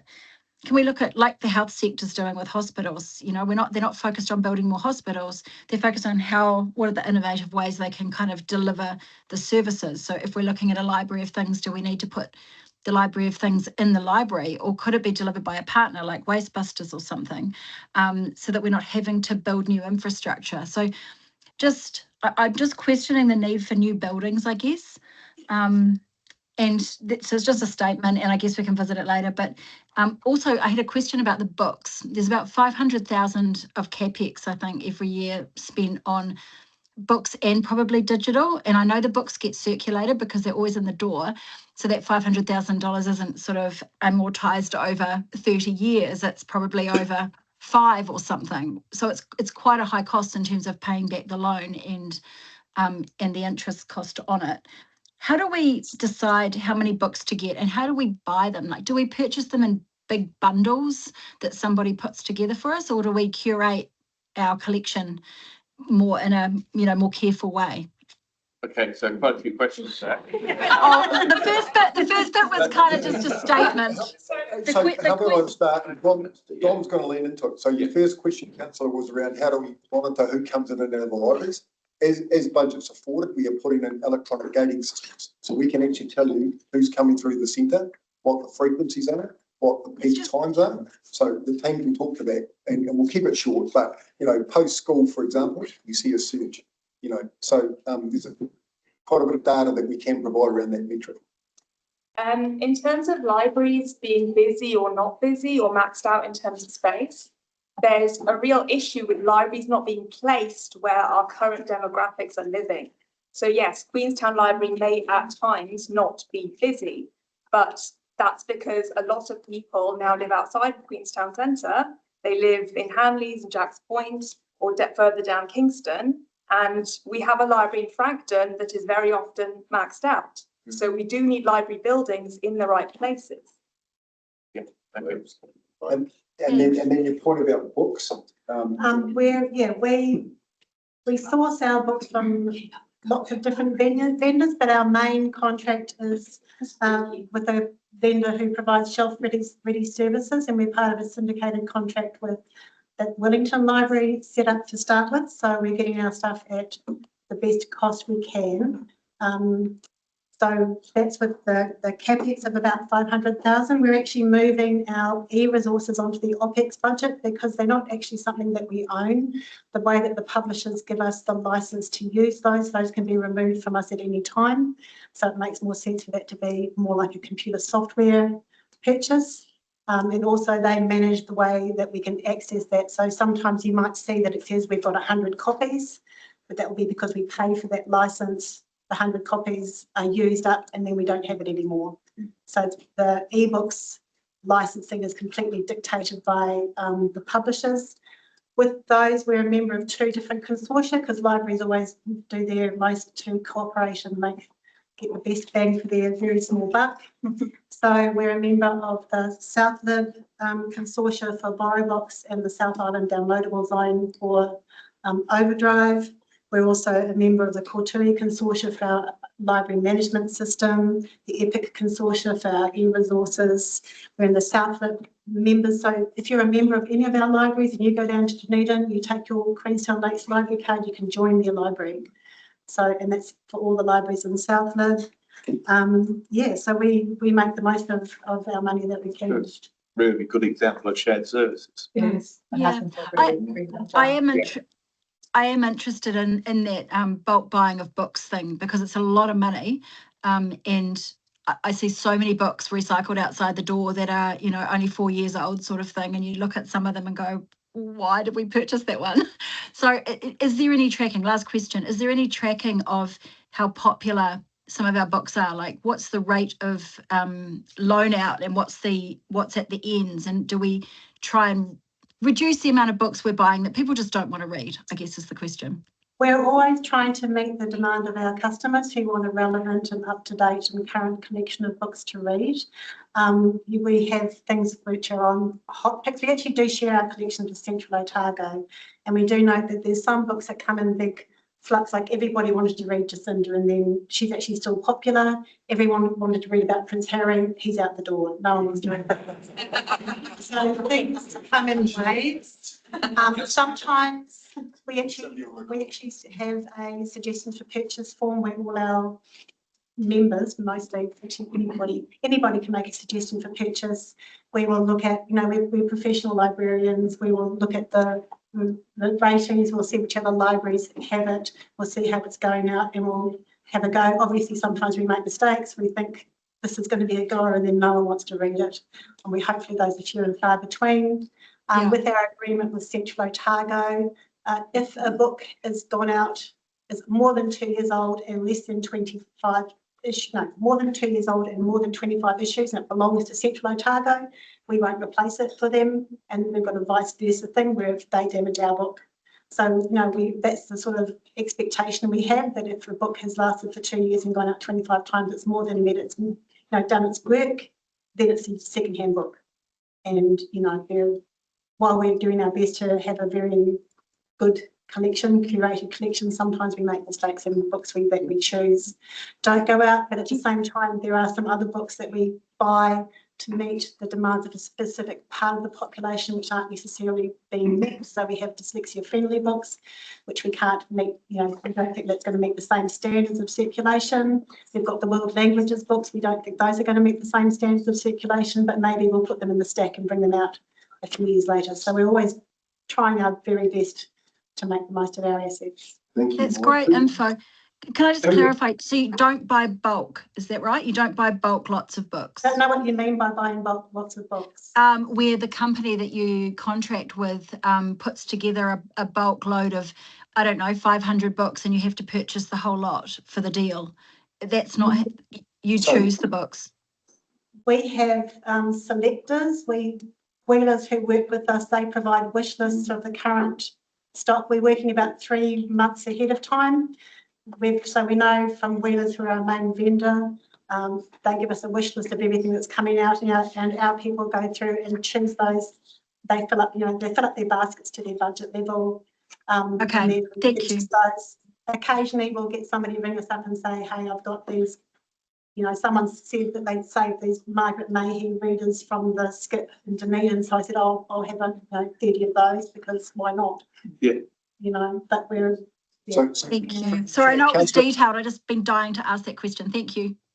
We can tell. And just if you think of it like a procured service from a broker, that's how we've got that to leverage across the network as well. So it is a trade price. It's not a bulk lot, but it's a trade price. And actually, books have got expensive, right? Yeah. It's a couple of points that the council have picked up on. We've been working with other library networks to try and understand what the social return on investment, because we understand what our costs are. And there's a few things we can talk to, but one to note is in the Hutt City area, they've worked out through a study they've done in this space that every dollar invested in libraries, they're now getting a return of $1.27 to $1.44 as a base level. So, and services, as everyone's picking up on, because of the accessibility, are certainly being oversubscribed in some parts of the country right now. Good job. I think I'd just like to leave everyone with 2 points, because I know everyone's thinking about cost and, rates rises and things like that. But I just think libraries are adaptable. We can work with what we're given, and we do that to a large extent. And we have different ways of meeting customer demand as much as we can, but we just need to know what we're planning for.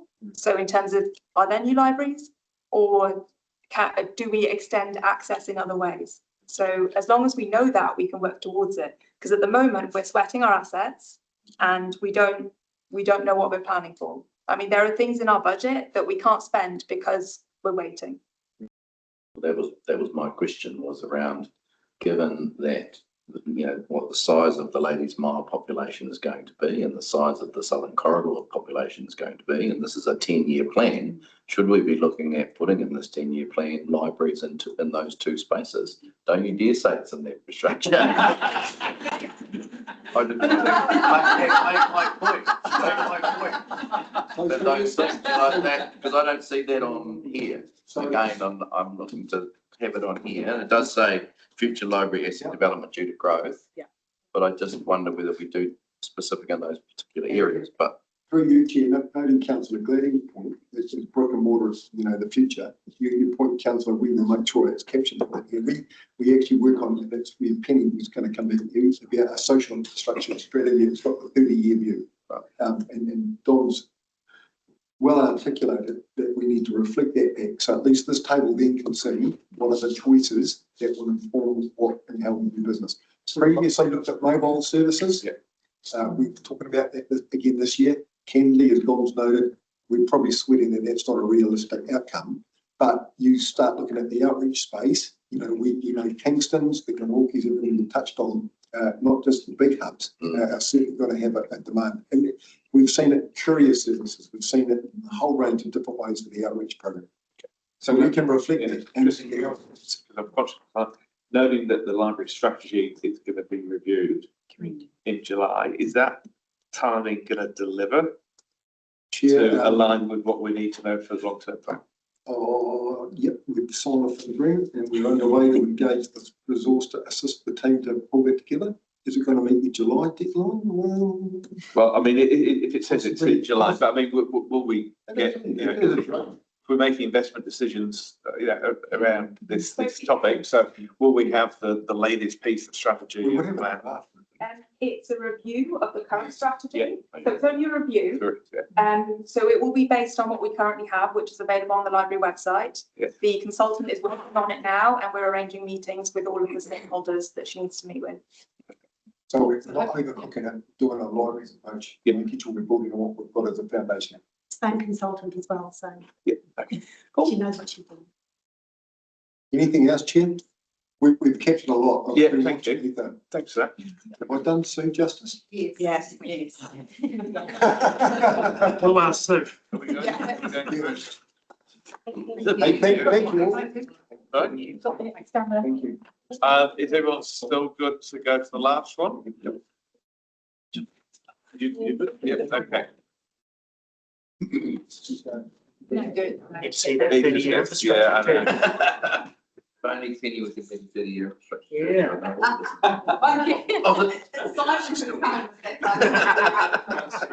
Councillor, it's actually ours.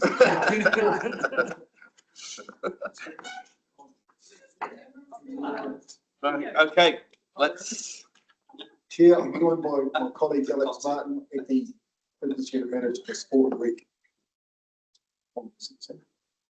Okay, yeah.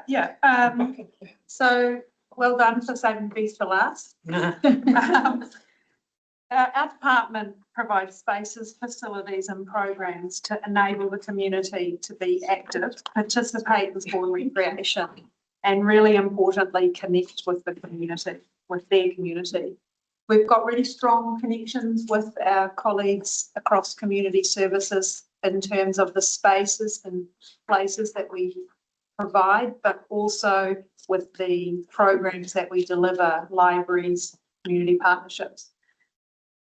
We've got, I think, the most staff, haven't we? We are the largest business unit for staffing. Yeah, just under 100 FTE to deliver all of those programs across 3 main centres and one seasonal pool and Frankton Golf as well. So we've got a number of community facilities that that enable community groups to deliver their own sport and recreation services and programs. So I will take that as read, but is there any questions?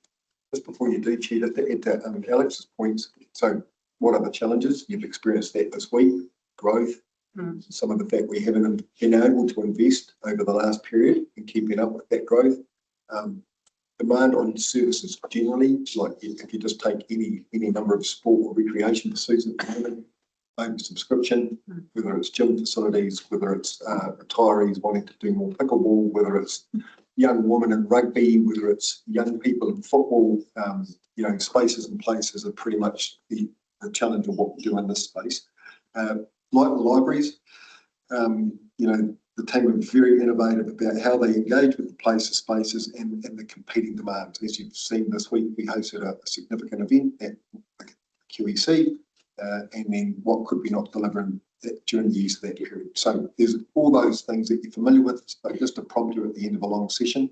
And the other thing to note within the portfolio that Alex and the team oversee, this one's got a large component directly requiring us to do revenue. So I think this is about a 60-40 split roughly under the revenue and finance policy. And the team are really innovative about how they bring that through the door. So appreciate we're at the end of a long session, but if there's any questions, we're happy to take them on board. Yeah, couple. So future community hub, Southern Corridor, Bonnet South. When we talk about the community hub, what is that? What is it? It's not Glenorchy Hall. It's well, we love it. I mean, it's lovely, but I mean, what do we think? What do we mean? What's this function? What happens there? Is a community hub? yeah, so it would be, a hub is probably described more like a Queenstown event centre or a Wanaka recreation centre where we have a swimming pool facility, an aquatic facility with a facility. And then adding to that, if you took like the Southern Corridor, you could imagine, you know, we may require a space of 10 to 12 hectares. You know, I'm not saying to be able to acquire that, but that would provide for sport and community interaction. It may have community facilities provided for by council or in partnership.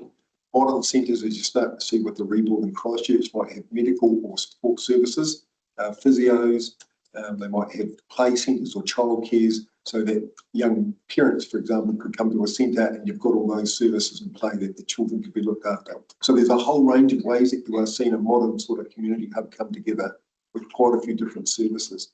One of the centres that we touched on Tuesday, of course, is interaction with like cafes and others. So people might just come to enjoy that sort of a centre, make sure you've got a crossover in community. So how do we identify land? Because and then put budget to buy the land, which is obviously, or secure that land. And it's saying what it says, you know, it's all privately owned, and if we don't do something that price, it just go through the roof. So Chair, just a quick summary and some further horsepower that can chime in here. But obviously through development contributions, you might do an arrangement directly with the developer, depending on how they want to set their agreement, which is part of how we've done business. And then you've also got the ability just for us to actually outright purchase, which we've done with centres like 516, for example. So there's quite a bespoke response, and part of that is how we interact with the property portfolio, with parks and other areas around how do we free up or make current land available some of those opportunities as well. So there's quite a bit to that, but there's certainly different ways and means, and as you've heard from the likes of Paul Speedy as well, right through to the commercial, you know, relevance of how you can actually make a revenue off it. With a sale or actually putting a tenant in there that can bring in a revenue offsetting concession. Nicola, you got a question? Yeah, sorry, I'm just at the pool, so it might be loud. My question is also around that, and I noticed that you put community hub in the southern Wanaka, but how do you determine that place to get a community hub and not like Hawea, who I would argue has more population, but I could be wrong there. So we haven't not labelled hardware in that space. I think both have equal challenges around making sure we provide for services, with one as an existing and growing community and one with a smaller but bigger community to be built. Yeah. So your point, council, is well made, and we need to reflect that back. So Harwe's got all the demands, there's their sports facilities, the schools, how to interact with that, the use of the centre, the community hall, the library, you know, and then in time you can see that that'll have its own question around centres of pools, a bit like what we said in the Southern Corridor, the demand on housing. Yeah.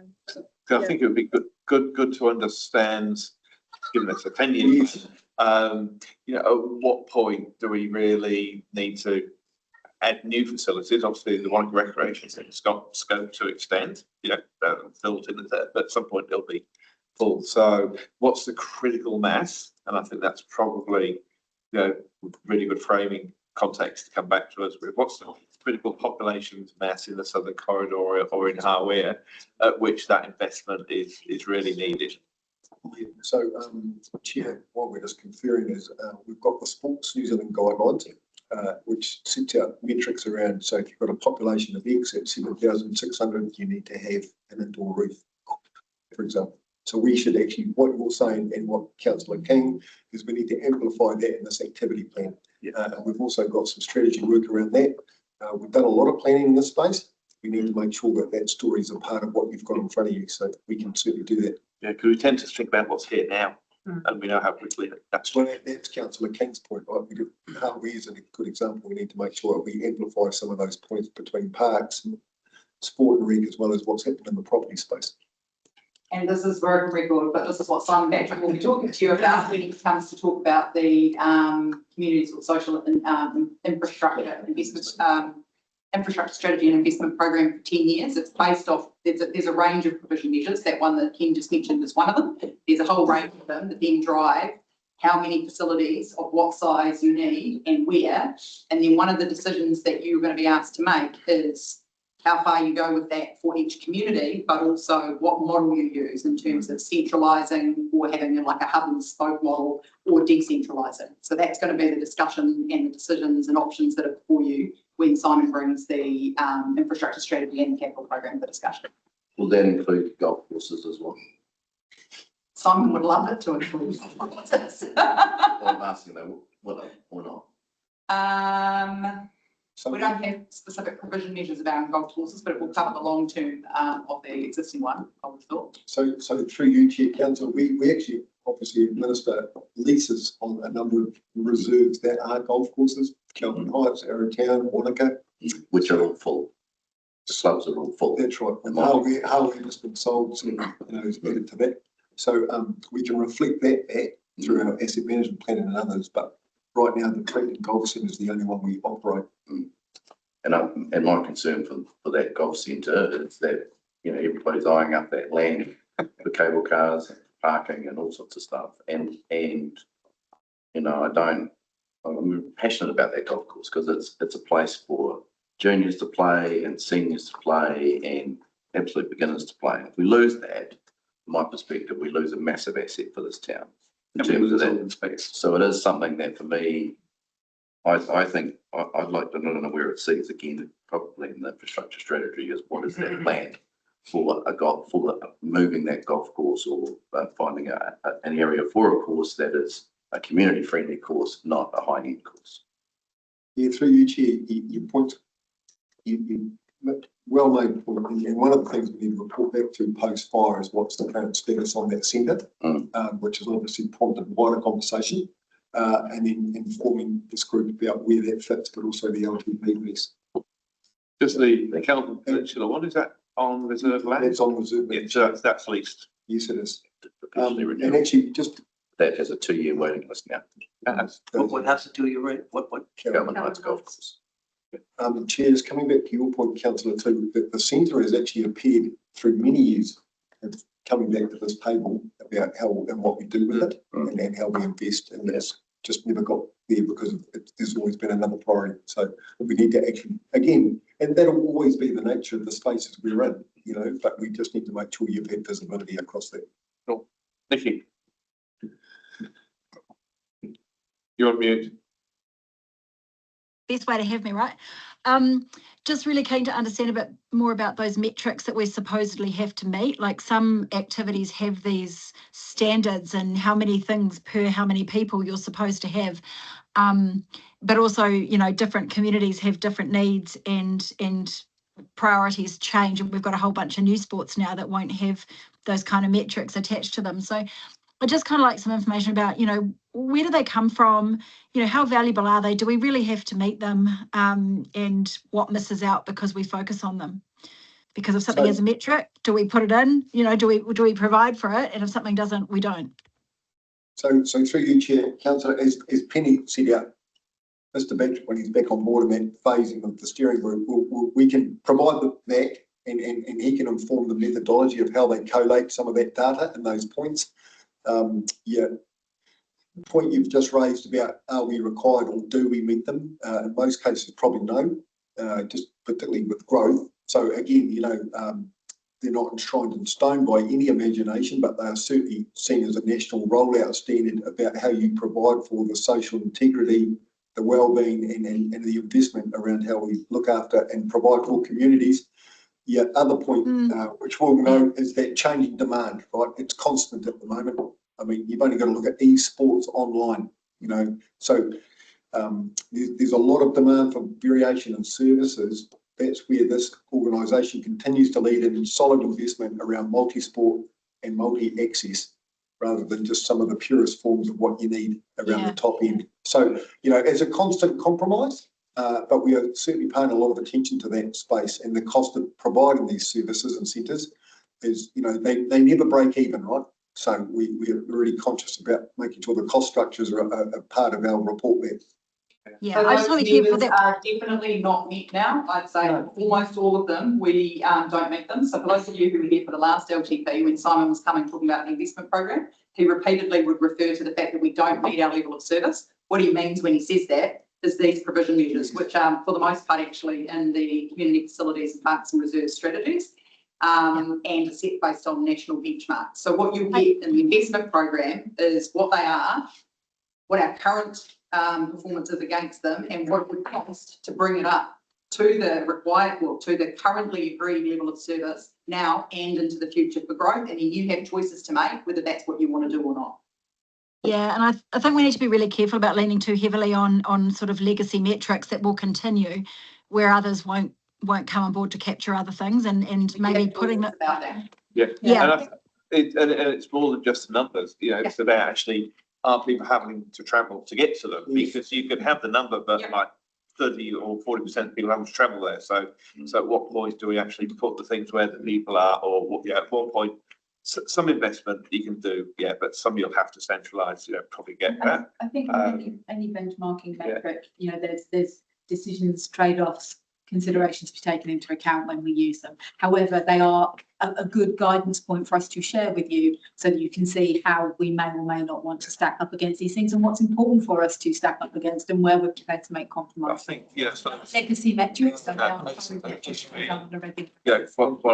I want this council to end up with, or whoever's here, or whatever council it is in the future, is that we have repeat the experience in the Southern Corridor, or the Leys Mile, but at a micro level, we had in Lake Hayes Estate, where there isn't a space to meet or anything, even at a village hall level.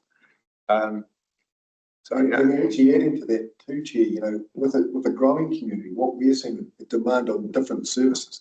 So, natural burials is one, being respectful of the Muslim and ethnic communities. The team through Alex and others are programming more and more discrete services for female access to the pools, for example. So, we've also seen it with the disability sector. As we're growing, we're seeing a demand, and then some of our facilities don't marry up to what we need to be experiencing in 2026 around those sorts of services. So as Michelle said, it's not so much legacy, it's making sure we're current. Is there anything else, Chair? I'm good. Thank you. Well, thank you. That was a long session. Thanks everyone for bearing through. I expect when we get to the next lot, we'll see them in a different light, and we'll understand more about the discussion that we'll have with the next set of activity plans. So hopefully it wasn't too painful, but somebody had to be first. As you should. I have a bit of prayer of myself. We've got about 462,000 notes here. Everywhere from golf courses to natural burials. But so maybe give us a few days, but we'll try and weave all of that into the summary. But I think most usefully we'll be able to interact with each of the activity plan items. I know Nikki had a comment in the chat just around having some sort of version control on the activity plan, so we'll find a way to show you what's I think changing. Nikki was keen to see track changes, but because they're done in PowerPoint, it's not quite the same as in a Word Yeah, document. but we'll find a way to annotate and visualise. Thanks, guys. Schedule changes. Yeah, and if there was any punchline for the entire day, Penny was a lot of pressure. Michelle's like, the infrastructure strategy better deliver. Well, I reckon the punchline is us getting out of a beer budget template and talking to Jesse. Thank you very much. Okay. Thank you. Thank you. Thank you. Thanks. Thank